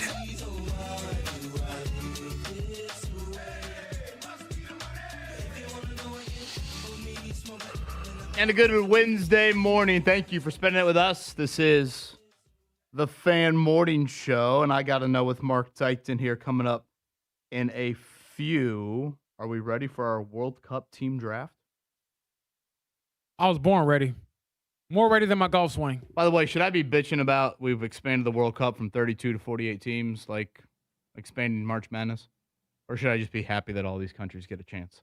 I think I'm probably on that side of it. Mm-hmm. So now you're telling me we've got these 4-team groups. Yeah. In a lot of these groups, we'll get 3 of them that will advance? Potentially.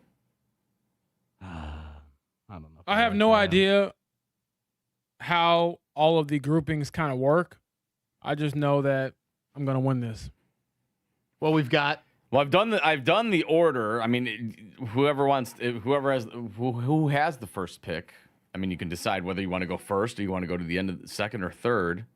That would be Kevin. So, would you like to make your decision on where you want to draft? Yeah, give me the end of the snake. Oh, okay. Yeah. Mm-hmm. Well, then that means I was next, and I will take first. So, James is right in the middle. Rigged, but go ahead, Mark. Kick rocks. So we are drafting 2 teams today. Is that right, Mark? Yes, we can do 2 teams today and then do 2 tomorrow when the World Cup gets underway. Okay, here we go. Let's go. So I think I figured out the points situation. You guys let me know whether this sounds good to you and we can modify. Group stage, 1 point for a win, no points for a loss, half a point for a draw. Round of 32, 3 points for a win, no points for a loss. Draws go out the window. Round of 16, 5 points for a win, no points for a loss. Quarterfinals, 10 points for a win. Final, 25 points for a win. Oh boy, that is that seems too big? Ridiculous. Is Well, that yeah, too big? I would have just picked the first pick. That's the dumbest thing I've ever heard. Well, you can adjust it. We can adjust it just fine. 15 points? No. Too high? You got to have some depth. Why are we drafting 4 teams here? You got to have some depth to your squad. Well, pick wisely then. So what you're You saying want is there Bosnia should and be lower Herzegovina? What do you want to do here? Yes, there should be lower. I think like knockout stage round games, 2 points for the winner, 3 points for the winner. 25? Basically just whoever has the champion wins. That would be kind of crazy, Mark. Okay, the fine. math ain't mathing. as In the kids the say. Indy 500, what do? We added up all of our drivers, remember? Right. So, all of us had drivers that went out early. Right. That's part of it, Kind of hurts your team there. So, yeah, you need to rethink that math. Well, let's That's rethink like James's it. golf swing. So 5 points in round of 16 is too high? Yeah, I think the knockout stage games, you said 1 point for the group. I think knockout should be worth like 2 or 3. Okay. We'll go from 2 to 3. We'll go up from there. So then we go from 1 in the group stage, 2 knockout stage, and then that's it? Part of me could say, like 3 or 4 if you pick the champion, if you want to reward the champion a little bit more. All right. How about group stage, 1 point for a win, round of 32, it just goes 1 to 5. So 1, round of 32, 2, round of 16, 3, quarterfinal 4, 5 points for final. Fair. Well, I you're think that's bitching and pretty moaning fair. about the point differential. Well, the only reason we're having this is because you're the only one that hasn't won one of these show drafts. And so Please. that's why you're doing. Okay, so you got the first pick. Yes. All right, who are you going with? Are we doing it right now? Yeah.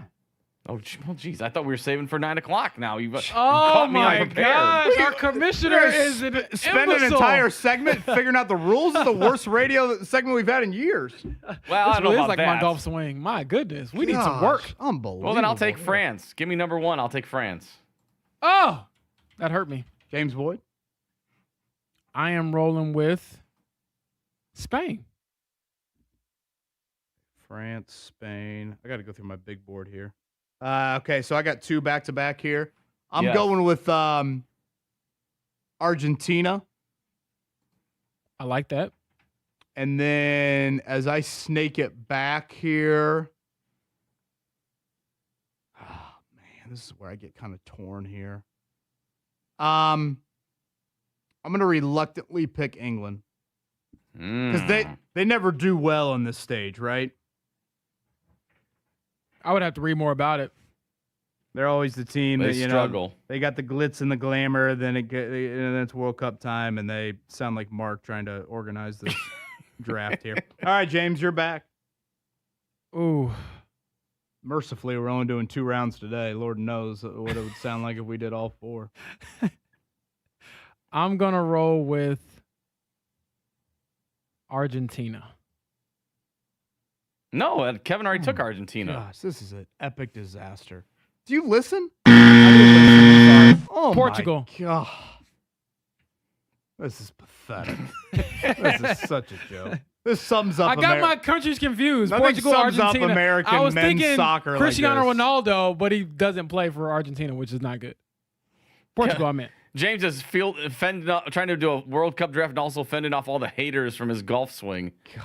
All in one motion. I got some more haters for that one. Mark, please end this. This is round 2, coming to a close. Give me Brazil. Brazil, France and Brazil. That's a good little jersey matchup there. If we got that in the final there, I saw they just popped up the United States minus 750 to advance out of their group. Is anybody gonna pick them? That is an insane favorite. Like, again, we've advanced from 32 to 48 teams, so it's a little bit easier to get out of your group. But like minus 750, I don't know. I'm trying to like pull it up on an odd sheet right now, how big of a favorite that is. So, for example, tonight in the NBA game, okay, Victor Wembanyama is minus 720 to score 20 points in the game. Like, if I said to you right now, Victor Wembanyama is going to score 20 points, James, you would say, duh. Right. I assume. That's a $10 bet to win $1.39.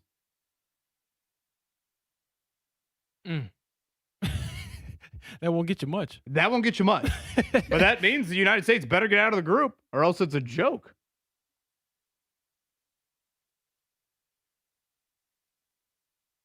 Mark, how we feeling? Are you gonna win this? I don't know. I mean, Your guys' soccer support is just a pathetic. You tried to draft Argentina right after Kevin took them, so that's well, already is a that mark as against bad you. as drafting someone who was literally out for the season? I don't know what you're talking about. That doesn't sound like anything like that happened. To refresh everyone's memory, Mark in the player pool drafted a player that had torn his ACL just a couple weeks prior. JT Toppin, was that right? I think so. No relation to Obi Toppin there? Mark had a pretty good squad besides that, if I remember correctly. They did. The dude from probably tanked Alabama. Gosh. We'll somehow try to get the show back on the rails. I don't think we can. I think it's lost. Fan Morning Show final hour. I got to know more on the Colts and their mandatory minicamp. Anything lingering from the Brendan Sorsby story from yesterday. We'll hit on all of it coming up. Big one, Game 4, NBA Finals. Tonight, 1.5-point favorite, the Knicks. Thank you for tuning into the Fan Morning Show here. 93.5, 107.5 The Fan.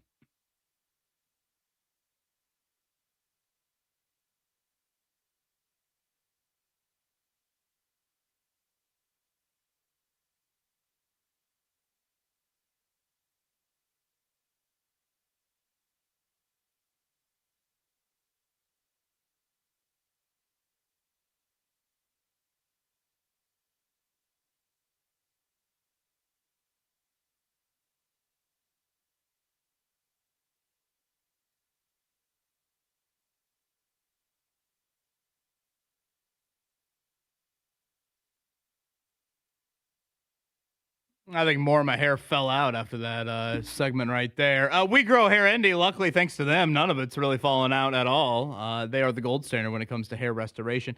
They can help you out today, Northwest Side. That would be building number 2 up there at the Pyramids. The Artist Robotic FUE hair procedure is what I got done. That might sound like a lot. Basically, it's this. I had good hair in the back, so they said, hey, robot, take that good hair and help place it up top. And so the follicles, boom, they came up top. And I would say the after pictures look a lot better than the before pictures. And that is the goal with We Grow Hair Indy. Again, the gold standard for hair restoration. They can help you out today. Northwest Side, building number 2, up there at the Pyramids. Free evaluation, private evaluation, virtual evaluation. Whatever floats your boat, they've got it for you at We Grow Hair Indy. The gold standard for hair restoration.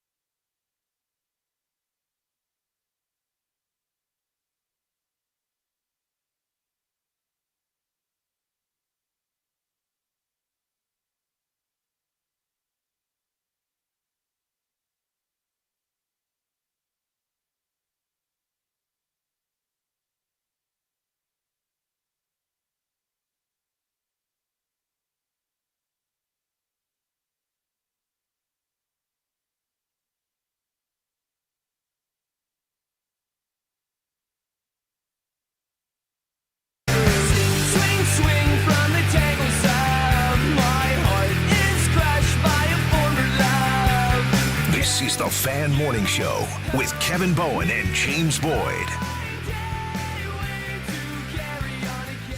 9 o'clock on a Wednesday. Thank you for tuning in. This is the Fan Morning Show. I'm Kevin Bowen, James Boyd, alongside Mark Dykton, back from vacation. And we appreciate you sticking with us after one of the worst segments in the history of radio that we just wrapped up on the other side. Not my best form. I'm still reeling from yesterday's golf swing. I'm sorry, folks. Swing, swing, not just the song I just played, also how many times James was swinging the stick yesterday. And the ball wasn't moving. Was that the re-entry right there, Mark Dykton, from you?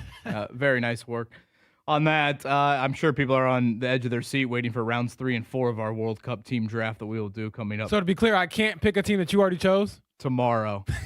Yeah, not part of how the draft works there. Yeah. Victor Wembanyama, you went one. Wait, I was the second team. I would have picked Victor Wembanyama. I'm not going to lie, Kevin.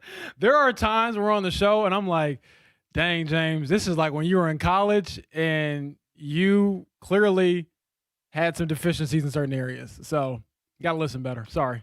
Colts just tweeted out a highlight of Riley Leonard tossing an INT to Bryce Betcher yesterday. Certainly one of the poor throws we've seen from. Did they actually include the thrower? Leonard, they did. Yeah, they did not edit it out. Yeah, that's what's interesting to me. It looks just as bad as I remember it being about whenever it was, 12 hours ago. We'll be out there day 2 coming up of their mandatory mini camp here. So does Riley just side-eye the social media employee that posted that? Like, you didn't have to do me like that. I'm trying to win a quarterback competition here for the backup role. It's always the awkward nature of like when you watch these practices of like, okay, does that mean that Riley Leonard stinks or Bryce Betcher's good? You know, like that's the reaction I have every time a good play, bad play happens, depending on if it's offense, defense.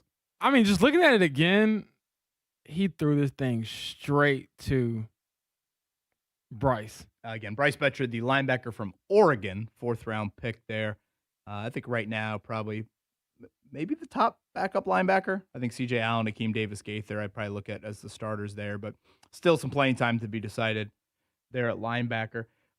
Yesterday we had Zach Osterman on at 9:30 to talk, a lot about Brendan Sorsby and the storyline and all this fallout. I didn't think anything too newsy from it yesterday. Sounds like some athletic directors around college football kind of meeting about this, but I didn't think anything kind of jumped out headline-wise. But, to me, I thought Zach kind of hit this point home. And one thing I do appreciate about Zach is, he's not hot take central. Like, he's very measured, I think, with his thoughts. He's a very smart dude. I've known him since, I was an undergrad at IU.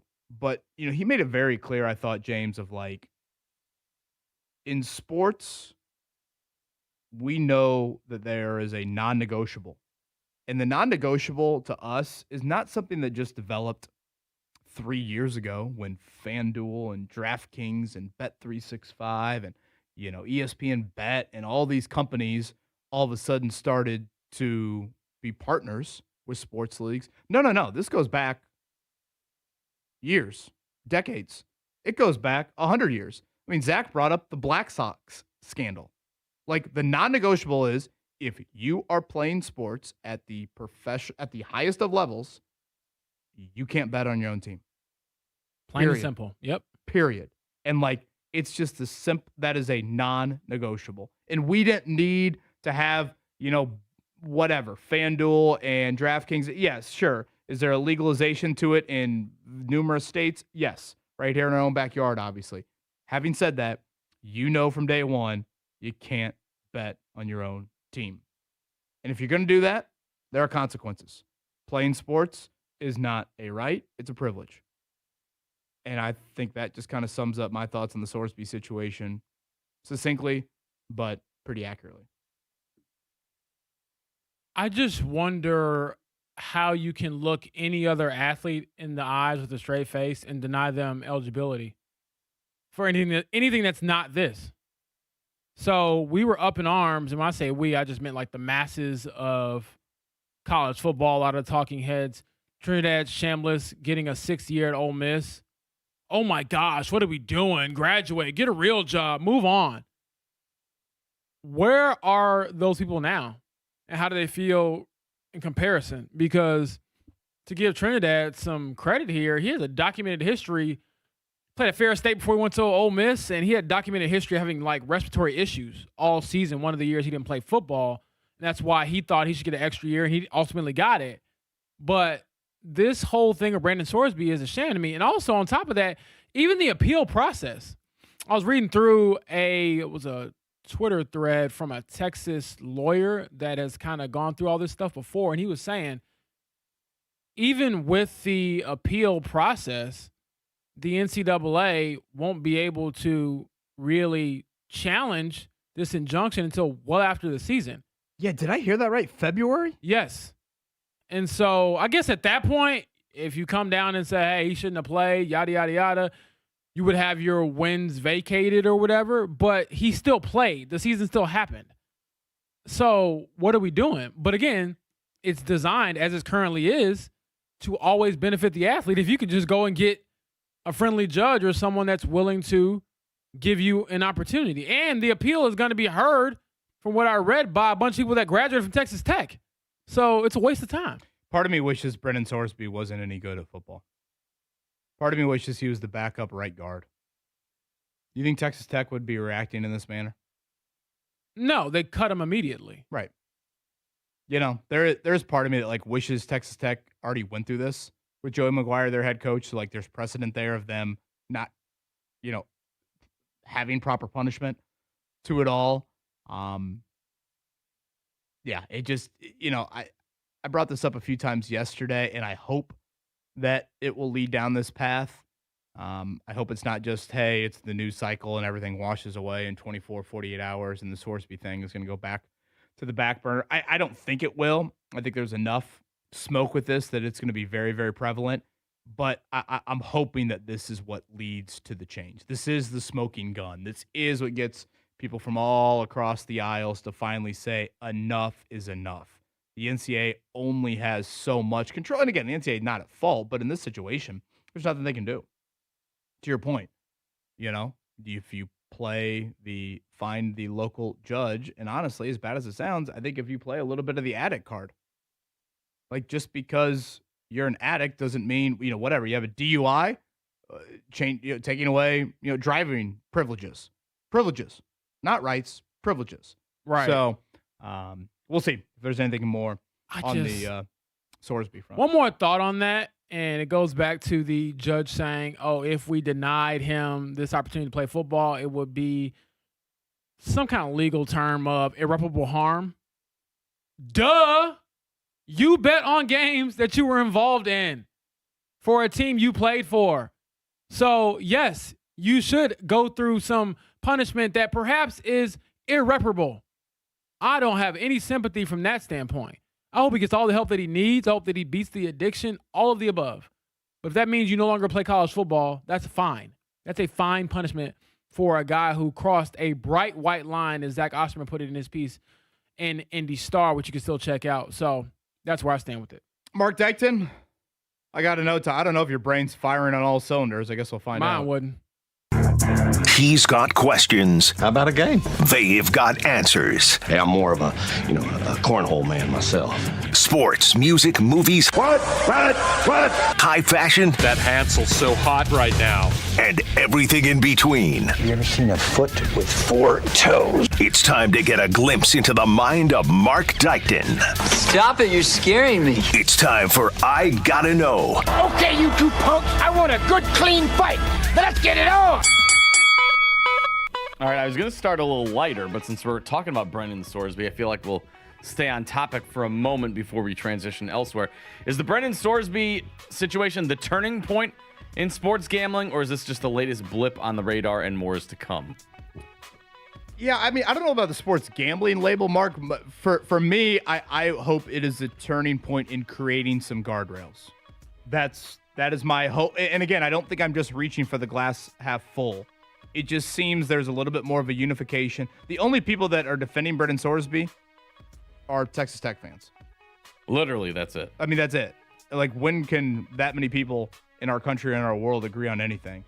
So I don't know if it's necessarily sports gambling related. I think it's more of just, can we create some guardrails and some rules? I'm not asking for these to be the most, stringent rules in the history of unification or whatever here, but just some guardrails. Transfer portal, NIL, all of it. Mark, I think we just opened Pandora's box with this, and we're going to see some other cases that come up. And if it isn't ruled in the same exact way, if those players aren't given the same exact opportunity to continue their careers after betting on games they're involved in, then what? And the fact that, like, the injunction happened and all that, it's just like... I mean, literally, if you ever get in trouble, just find a judge in your area that was probably around or a fan or a friend of a fan, and you're good. And look at the appeal. I mean, James just said the appeal's in February. What month is it? June. I know. Are you telling me we can't do something in the next... That's not even in season. That's well after the playoff ends. That's like when they call you at the dentist office, like, we had an opening, you want to come in early, otherwise there's nothing for 7 months. I'm like, 7 months, you don't have anything? I'm like, my teeth will be falling out in 7 months. How's that work? Okay, let's go a little lighter here. My daughter Emma turned 7 today. Happy birthday, Emma. I love you. What's the best birthday party you attended or the best present you received on your birthday? Boy, that's a great question. Oh, I got one. When I was 10, I have a twin sister. My parents took us to the Holiday Inn Express, invited a bunch of our friends. We had a sleepover and everything. I thought that was the coolest thing ever. How great is staying when at a I was a hotel kid. when you're a young kid? Yeah, I mean, we got in the pool. We did all of that. Ate a bunch of junk food. They had like a little pizza party there.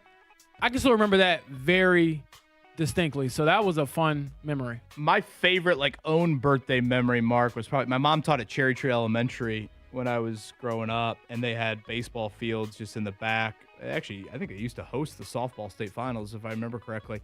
And so we got, 10 of my friends together, and we played a great little baseball game.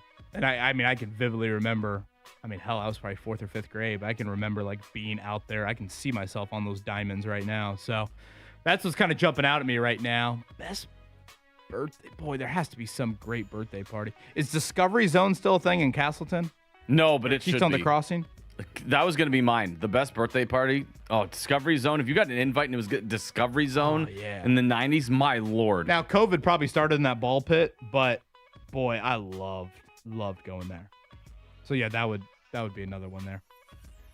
Any big plans for Emma's birthday? So we did, like I said, we went to Portillo's and Chuck E. Cheese last night, all her requests. So we did that, but we also said, today is all you. What do you want to do? So she mentioned the Children's Museum, which all day, every day. I was going to say, I'm down with that. Hope the air conditioning's working in there today, brother, because you don't want to be outside. So. I know. And then, I don't know. We got some other plans. She wants to go shopping as well. So I'm sure, the credit card will be getting some work as well. So we'll see. It's all up to her. So whenever she gets up and gets going for the day, once I get out of here, it's all day Emma day. I'm in charge of picking up the cake Friday. We got Pacini's Friday night for Rosie and her 6th birthday. And then we're doing some bead making. Oh. Saturday. You thought James Boyd's golf swing was bad. You've never seen somebody make beads like Kevin Bowen. Make beads or make stuff with the beads? Well, make stuff with the beads. I was going to say, boy, you really are going to be in the scientist lab. Honestly, I'm probably better at melting beads together and molding them into a shape than I am at actually putting together a bracelet. I expect some presents on Monday from courtesy Kevin Bowen. He's going to come in with all the bling. I expect it. All right. I don't know if you've seen these videos of wives asking their husbands, would you hit me in the face for $1 million, $1 billion, all that stuff? You have to punch your co-host as hard as you can. Oh. What's the amount of money that you're willing to do it? Wait, so James is punching me and you're punching him. And I'm getting the money? No. How much would someone have to pay him to punch you as hard as he can? And how much would someone have to pay you to punch James as hard as he can? Got it. So I'm taking the hit. Yeah, and you're getting no money. Wait, I'm not following. Okay. Oh my gosh. Okay, so Mark, I'll keep this very. Someone is offering you money to Kevin hit for James, free and until you he have to understands say, this. what is the value where you're like, I will do that? Oh, I mean, $5 or what? $1,000. 1,000. Yeah, I'll give James whatever, 250, 500. No. He's not getting any. He's getting a black eye. That's all he's getting. Well, I'll do a pro bono because I've been slandering on these airwaves all morning for my golf swing. Kevin hasn't even volunteered to help me. All he's done is laugh at me. So pro bono, free 99. I'm not gonna lie. When I saw the golf swing yesterday, I thought, what would I even tell him to begin with? There? Where do I begin? Did you play baseball at all growing up? No, but that's obvious. Yeah. Yeah. The only sport, and it's serious. I think when I do have kids, if I do have kids, I want them to be more well-rounded in sports. Seriously. I was just all basketball all the time, and I think that wasn't probably the greatest approach. Yeah, I mean, you can see the baseball swingers playing golf. Like you can tell their swing has the baseball in it there. I know it's an expensive sport, but like lacrosse now, stick and ball. My godson plays lacrosse. Yeah. So I do feel like you're going to see, I don't know, maybe some more. Like I grew up at least with a stick and a ball, and here's the general swing of it here. The biggest non-quarterback story for the Colts heading into training camp is what? Well, I think you've hammered it, Kevin. DeForest Buckner, his neck. How does he look? Can he be DeForest Buckner, all-pro, all-Pro Bowl, all that type of thing? Because if he is not at that level, that pass rushers we always have questions about, and already have big questions about considering the departures, that gets louder. Yeah, I think you can make a case certainly for Buckner and Pierce. That's probably the one, just like their own individual situations. I'll go just the in-house development on defense. And some of it could be like you're expecting rookies to step in and play right away, but like Laiatu Latu, Justin Wally, Hunter Wohler, Jalen Tuimalo out. A lot of these are different stories, but they're projecting a lot of guys into big roles. I mean, you think about it, there's a chance like CJ Allen, there's a chance that the spine of your defense, if you will, at linebacker and in the secondary, is CJ Allen never played a snap in the NFL, Justin Wally never played a snap in the NFL, and AJ Halsey never played a snap in the NFL. I don't know how many defenses look like that, particularly defenses that are not on a team that thinks they're going to be drafting top 5. Sometimes you got just young teams that say, hey, we're fully embracing the youth. We just changed coordinators. This is what we are doing here. So, yeah, I would kind of go there on defense. 5 new starters on defense. I'll say Alec Pierce only because now you're paying him like a number 1 wide receiver. Got rid of Michael Pittman Jr., and he's injured heading into training camp, and you need him to perform like a number 1 wide receiver like you're paying him to be. And we haven't seen it yet. We'll see what happens there. All right, last one. I don't know if we truly have any summer blockbuster movies anymore like we used to back in the day, but is there any summer movie that you're looking forward to seeing? We will go to Toy Story 5, Mark. So, yeah, we will certainly go there. I've already dabbled in a little bit of the soundtrack here. We're also stuck on the Madagascar 2 soundtrack right now. That's interesting. Yeah, a little bit of a throwback there. I'll go with The Odyssey. Comes out in July. I'll probably go see it at the IMAX we have here at the museum. I heard that that's going to be a very good film, and anytime I get a chance to go to that theater to watch a film, I'm always in for that. I've got The Odyssey, I've got Toy Story 5, and then I've got Jackass Best and Last in the end of June because I love the Jackass series. I love the movies. It's the very last one. I will be there on day 1. Anyone want to come visit and join me? You are more than welcome to. Is that where you got your punching in the face money question from? Probably, yeah. Been watching a lot of that lately. But yeah, any listeners want to come? Let's go. Maddie's all in on a new Love Island. Oh. Yeah. She's been watching that a lot here the last couple nights there. And you kind of glance up every once in a while. You're like, oh, she's cute or something. Yeah, you sum it up well. I'm kind of preoccupied with, whatever the algorithm has fed me on, I don't know, golf swing videos I need to send to James. But I will say when the eyes go up to the screen, it's more like, what? Are those real? Is that wow, jeez. And then I'm kind of like, what's going on there? Then you're more intrigued. That's how they get you. Yeah, I try not to pay attention too much to it. Mark Tyson, great work. Thank you. Did I see that you and a texter were going back and forth on potentially adding a 5th team to the World Cup draft? So I was thinking about it too, that we can draft the top 4, and I'm like, should we do a bonus 5th round? And you have to pick a long shot, and just see how far they go. Okay, well, I would ask you to define long shot, but Lord knows that's going to someone go with really like minus well 10,000 odds to win. Okay, to win it all. Yeah. All right. I think I like that. I think I do too. Yeah, I think I like that. Me 3. Look at that. We found symmetry. Yeah, that's the word. I'm looking at the odds right now. There's a lot at plus 25,000. Wait, no, that's 250,000 if I can count my zeros here. Cape Verde, Uzbekistan, Haiti, Qatar, Iran, Jordan. So, We have to take one of those teams. Yeah. Okay. All right. Bosnia Herzegovina, something like that. Sure. I like that. Okay. All right. That one when you do a little more research on. But yeah, I think that's something to do. Can you, James Wood? Can you name 3 American soccer players on the team? No chance. Mark, I couldn't name the coach until yesterday. Could you name 5, Mark? I can name Christian Pulisic 5 times. That's about it. I know we Alice have. Morgan. Can she count? No. I think I could probably name a handful. Only person I know, and I know he's not playing anymore, was Landon Donovan. Tim Weah, Next Weston set of hair on McKinney, him now. He did the We Grow Hair something. Tyler Adams, the Robinson dude that did the flip after the goal, Serginho Dest. I can probably name more than 5 now that I think about it. So you're locked in. We also have the dude in the team, which I think you'll find the storyline pretty good, James. So the old coach was Greg Berhalter. Okay. Uh-huh. Fired, right? We've got the guy that you just mentioned, Poach, right? Mm-hmm. Greg Berhalter's son is on the team. How about that storyline? You fired his dad, and now his son is on the team.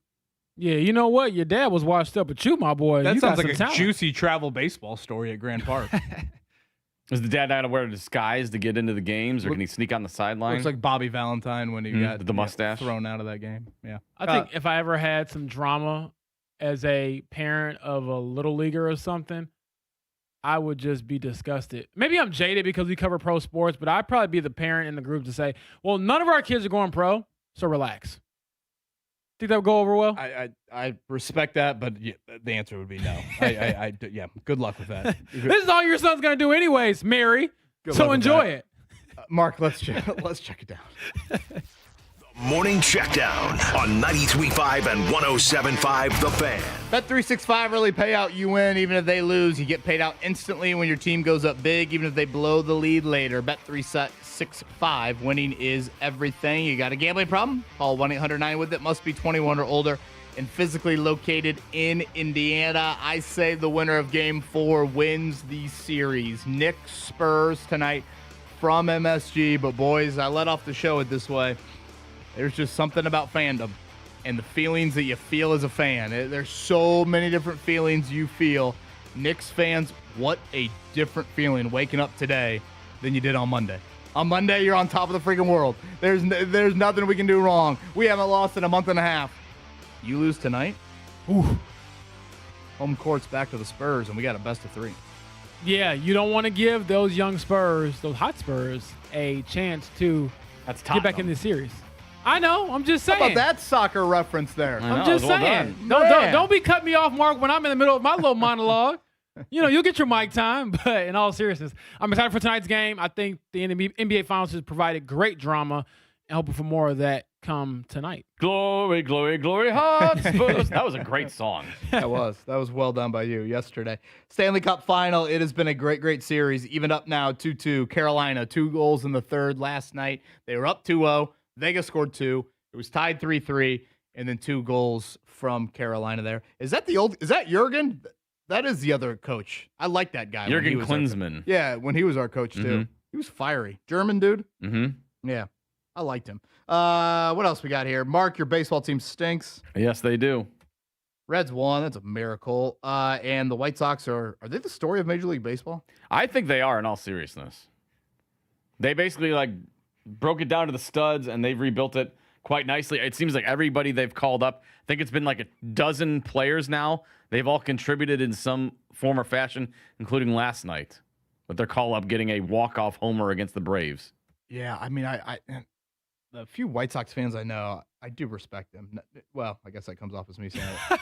I don't respect Mark. I'm like, dang. But I do. I think they're legit fans, I guess is what I'm trying to say, trying to somehow get that back on the train tracks there. Braden Montgomery called up yesterday, walk-off home run. Indianapolis Indians day game today. I don't know if you'll melt over there at Victory Field, but you've got that open to you. Fever practice today. Chicago Sky, Skylar Diggins is on their team. Anything else? Do they still got Cardosa? Yes, but they're really struggling. I know Tyler Marsh, former Pacers assistant, is their coach right now, but things have not gone well during his tenure. And for a team that has been kind of revamped with the Angel Reese trade, now that she's in Atlanta, it hasn't really been fruitful at all. our opening line on that one. Fever 9.5-point favorite. That's tomorrow inside of Gainbridge Fieldhouse, 7:00. The tip time for that. Again, the World Cup will get underway coming up tomorrow. You'll have 2 matches. Just to remind everybody, 3 countries hosting this World Cup: Canada, the U.S., and Mexico. That's where we'll get things started coming up tomorrow. It's Mexico and South Africa at 3, and then a late one, South Korea and Czechia at 10. The U.S. will get underway with Paraguay, 9:00 on Friday. That's from SoFi Stadium. We are a slight favorite. Mark, all of the World Cup games seemingly are over under of 2.5 goals. Mm-hmm. Yeah, that's high scoring, I would say. Should we just bet well, I guess now that I'm seeing some of them are not 2.5 goals, but most of them are. Should we just hammer overs and just cheer for goals? We could. Like the Stanley Cup. More goals, more better. Right. Just root for scoring. It sounds like a good Thursday night football game. Sounds like Jason Hammer's helping us. I'd be down Thursday with that. Night over there. Announced yesterday, Butler, Nebraska. That's a non-conference game for Ronald Norred and company up in Chicago. I had heard that Butler was supposed to play IU at Gamebridge. Obviously, neutral court in that one. A little throwback to the Crossroads Classic, but I guess IU backed out of that. I saw IU's now playing Syracuse at Gamebridge Fieldhouse. So, yeah, we're starting to get some non-conference schedules here. Get a glimpse of Carmelo Anthony's son for college Syracuse basketball. Yes, yeah, and they've got new coach, right? Jerry McNamara? Yep. And the news item yesterday, James, I think it happened right when we signed off. Your colleague, Andrew Marchand, who covers sports media for a living, he threw out the number of what for Pat McAfee in contract negotiations? $60 million. He said that McAfee is currently negotiating an extension with ESPN that will pay him 60 M's or up to 65 M's in his next deal. So, yeah, he was named, he being Pat McAfee, he was named to the Time 100 most influential sports people. One of the 5 that we had from a local angle, it was Pat McAfee, Kurt Signetti, quarterback for IU, Fernando Mendoza, Caitlin Clark, and Carly Ursay-Gordon. What a bet by McAfee. I just, it's insane. It's unbelievable what he has created. He's the face of that. He's the face of the worldwide leading network. And I'll say it again. I wish I could have seen Stephen A. Smith's face yesterday when he heard McAfee in the 60 million range. So right off into the sunset after that there. Used to be in this studio. And now up there in Geist, living the life there at the old compound. So great work from Pat McAfee. I believe they just welcomed their second child into the world recently. Oh, congrats. There. So shout out to Pat and his wife, Samantha. All right, upcoming what happened yesterday at Colts minicamp. We'll hit on that and much, much more. Fan Morning Show here. Mark, let's get a little weather update from Jim O'Brien.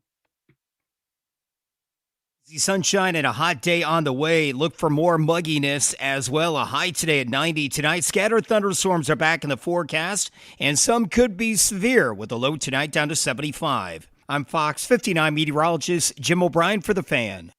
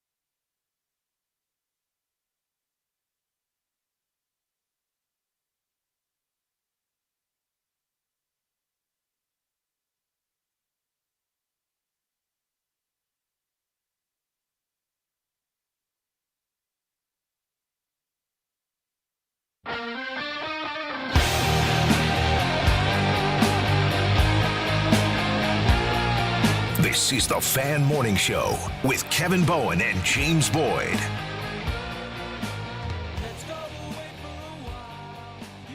Either of you care about Notre Dame football at Purdue this year? Not necessarily, because the matchup will be very lopsided. Do you care as the fan? Do I care?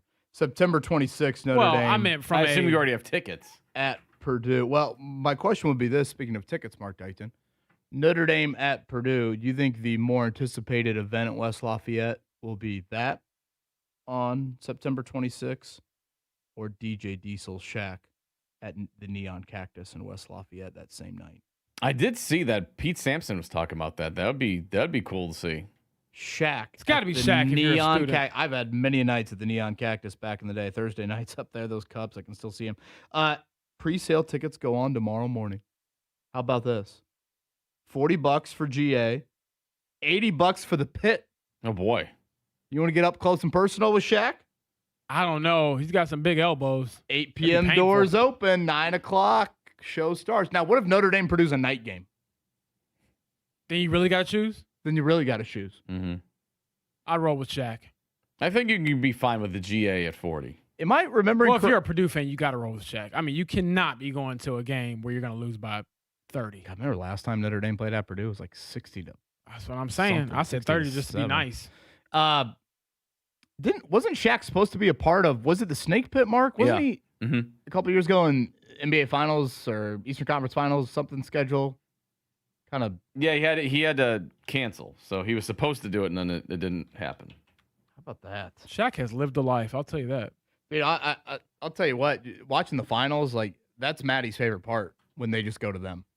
She loves it. Yeah, She they're hilarious. Loves it. Loves it. Yeah, loves it. And Ernie just keeps it all together. Ernie's so great. Perfect for that role. I got one name for you, James. We've watched 3 Colts practices, okay? Today will be 4. Tomorrow will be 5. They take a month and a half off, and then we'll watch whatever, the first 15 or so of training camp whenever they announce that schedule. There's been one Colts player that I have noticed these 3 spring practices that I'm like, man, that dude is just pretty darn reliable, and him having a good year this season would be really, really important. Any idea who I'm talking about? He's a starter. Really good showing. Been pretty good this spring, pretty consistent, and he would do very well to have a good season. Josh Downs, contract year. Getting a bigger opportunity. What's the old saying? Great minds think what? Think alike. How about that? This is why I chose the same team as you in our draft. You know, part of it maybe is that, like, I still am not fully used to him being number 2. Like, it's not fully ingrained. Like the literal number 2. Yes, jersey number 2, that is. It's not, like, fully ingrained in my brain yet. So, like, when I see him, I'm like, oh, yeah, there's Josh Downs again. Yeah. Contract year. And, like, when I say he's made some plays, James, like yesterday, the first catch from Leonard, like, down the field. You know, kind of like second level plays, contested catches. And again, contract year for him. And this gets back into a convo we had with Stephen Holder in the 8 o'clock hour. You know, who means more to the 2026 Colts? Alec Pierce, DeForest Buckner. That was the debate we had. At some point in July, probably, I'll make my list. I'm sure you will do the same. Most indispensable Colts. Again, Colts you can't afford to lose. Downs, given the depth chart at wideout, he's like really high on my list that I've thought about in my head here. So big year in many ways for Josh Downs. And again, we're 3 practices in, but I would say I've noticed him. I just go back to asking him about his contract. What was that, the first day of spring practice when he was available? Like, do you think about it? Have you talked to anybody about it? And he said he was getting advice from Jonathan Taylor. And JT told him just go out there and play, don't worry about it. And it took all of my energy and effort not to just laugh, because that is not what JT did at all.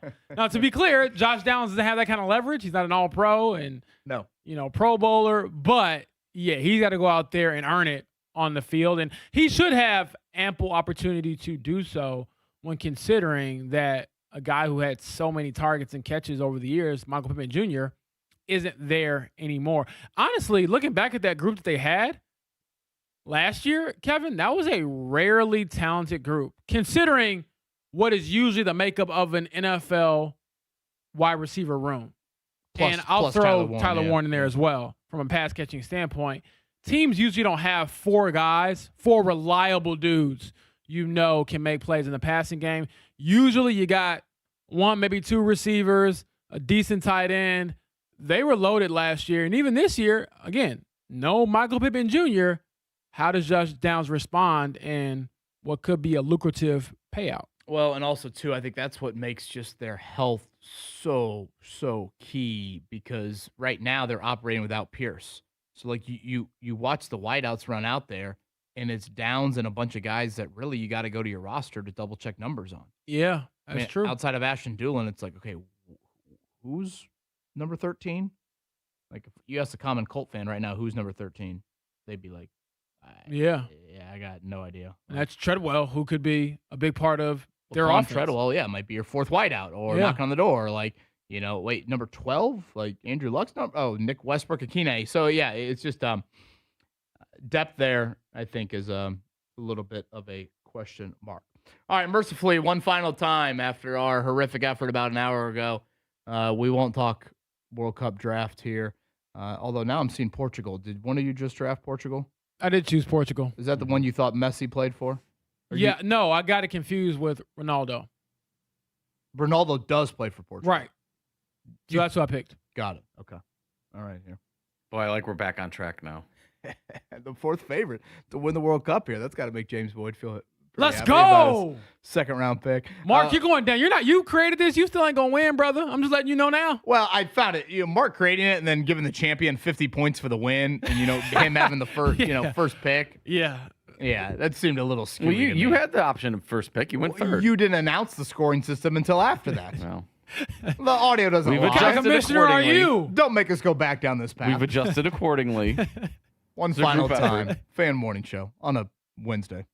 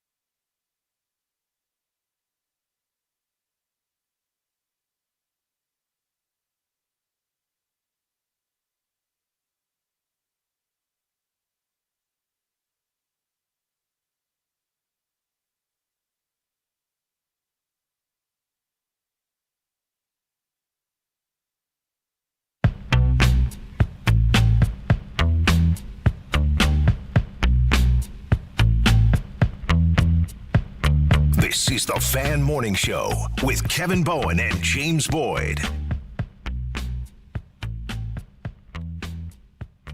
We'll be off the Colts here. What is it? Day 2, I guess, of mandatory minicamp.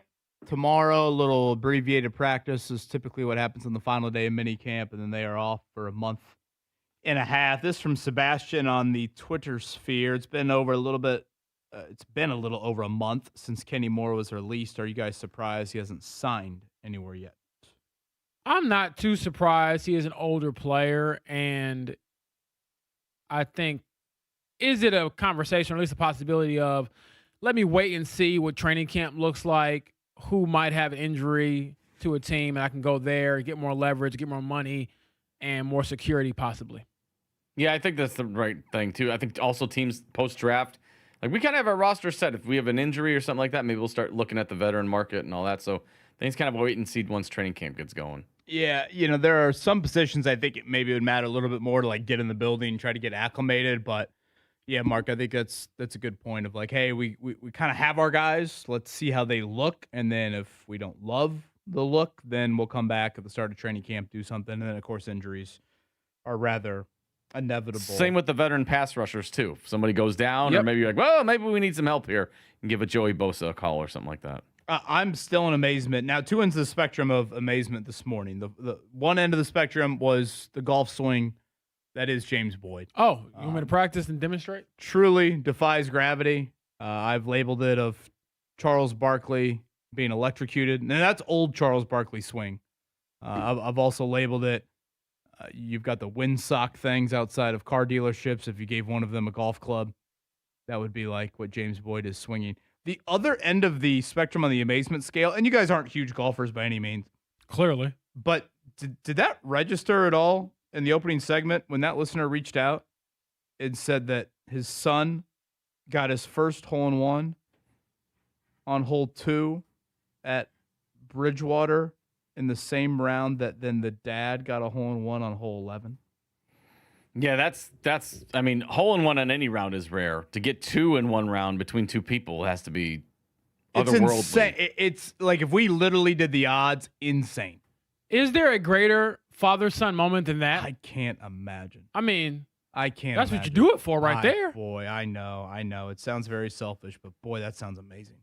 How old was the son? The Kirsch family, if I have this correct here, they are the ones that pulled off this feat. I don't know the age. I don't know. Looks late 20s, early 30s, something like that. So you're buying double rounds when you get in the clubhouse then? You could buy the whole damn bar.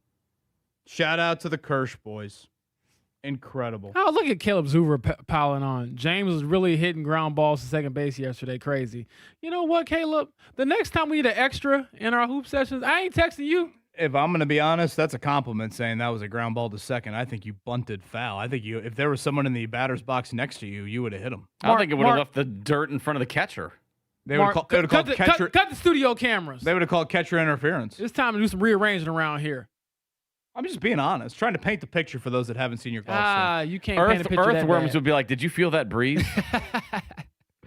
The commentary from the background, shout out to Matt Conti, Colts PR. His commentary in the video is pretty funny. And I did share it on my Twitter, so jokes aside, if you want to go laugh, feel free. That's why I shared it. We all got to make fun of each other, and I think that's a good thing to have. Yeah, I had to leave early from our annual little. For those that don't know, the Colts have 2 golf holes in front of their facility. One is an island green. It's actually a pretty tough little golf shot. Yesterday with the wind coming downwind, so we do this each year with Shane Steichen, and I went first amongst a dozen of us, something like that. Riders there. Then I had to bail to relieve our babysitter, and all of a sudden I'm driving home, and I'm at a red light, to be fair. And I look down on my phone, and I see that Matt Conti, the Colts head of PR, is texting me a video. And all of a sudden, I look at it, and it's James Boyd swinging the golf club. And let's just say I was veering into oncoming traffic there for about the next half mile trying to watch this video and keep a straight face there. So it was quite – for some reason, I don't remember last year it looking like that. Has the swing got worse in the past year? No, it was that bad. I just don't think that you were really paying attention to it like that. So, yeah, you go first. And you know what it is? No one videotaped the swing last year. So now there's some footage on there. now there's some footage. Me and Daniel Jones both getting our swing, our movements videotaped to see where our progress is being made. Don't think Daniel Jones would agree. What do you mean? On that comp there. 1.5 point favorite. Knicks over Spurs tonight. The Knicks started the game so sloppy the other night. So sloppy. I get the second quarter they played great, but I am kind of curious how they'll react to a little bit of a new psyche, in my opinion, on this one. And again, Wembanyama on a little bit of a shorter break in between games and what he had game 2 and 3. So I'll go Knicks tonight. Anybody taking Spurs? I'm going to roll with the Knicks because I picked them to win in 6, and I thought the series would go, kind of to this point. So sticking with what I picked. Mark? I'll go Knicks, but I think the Spurs will get one back in San Antonio. That was Mark Dykton. I'm Kevin Bowen, James Boyd. Thank you to Stephen Holder earlier. The podcast will be up. We're off to Colts practice.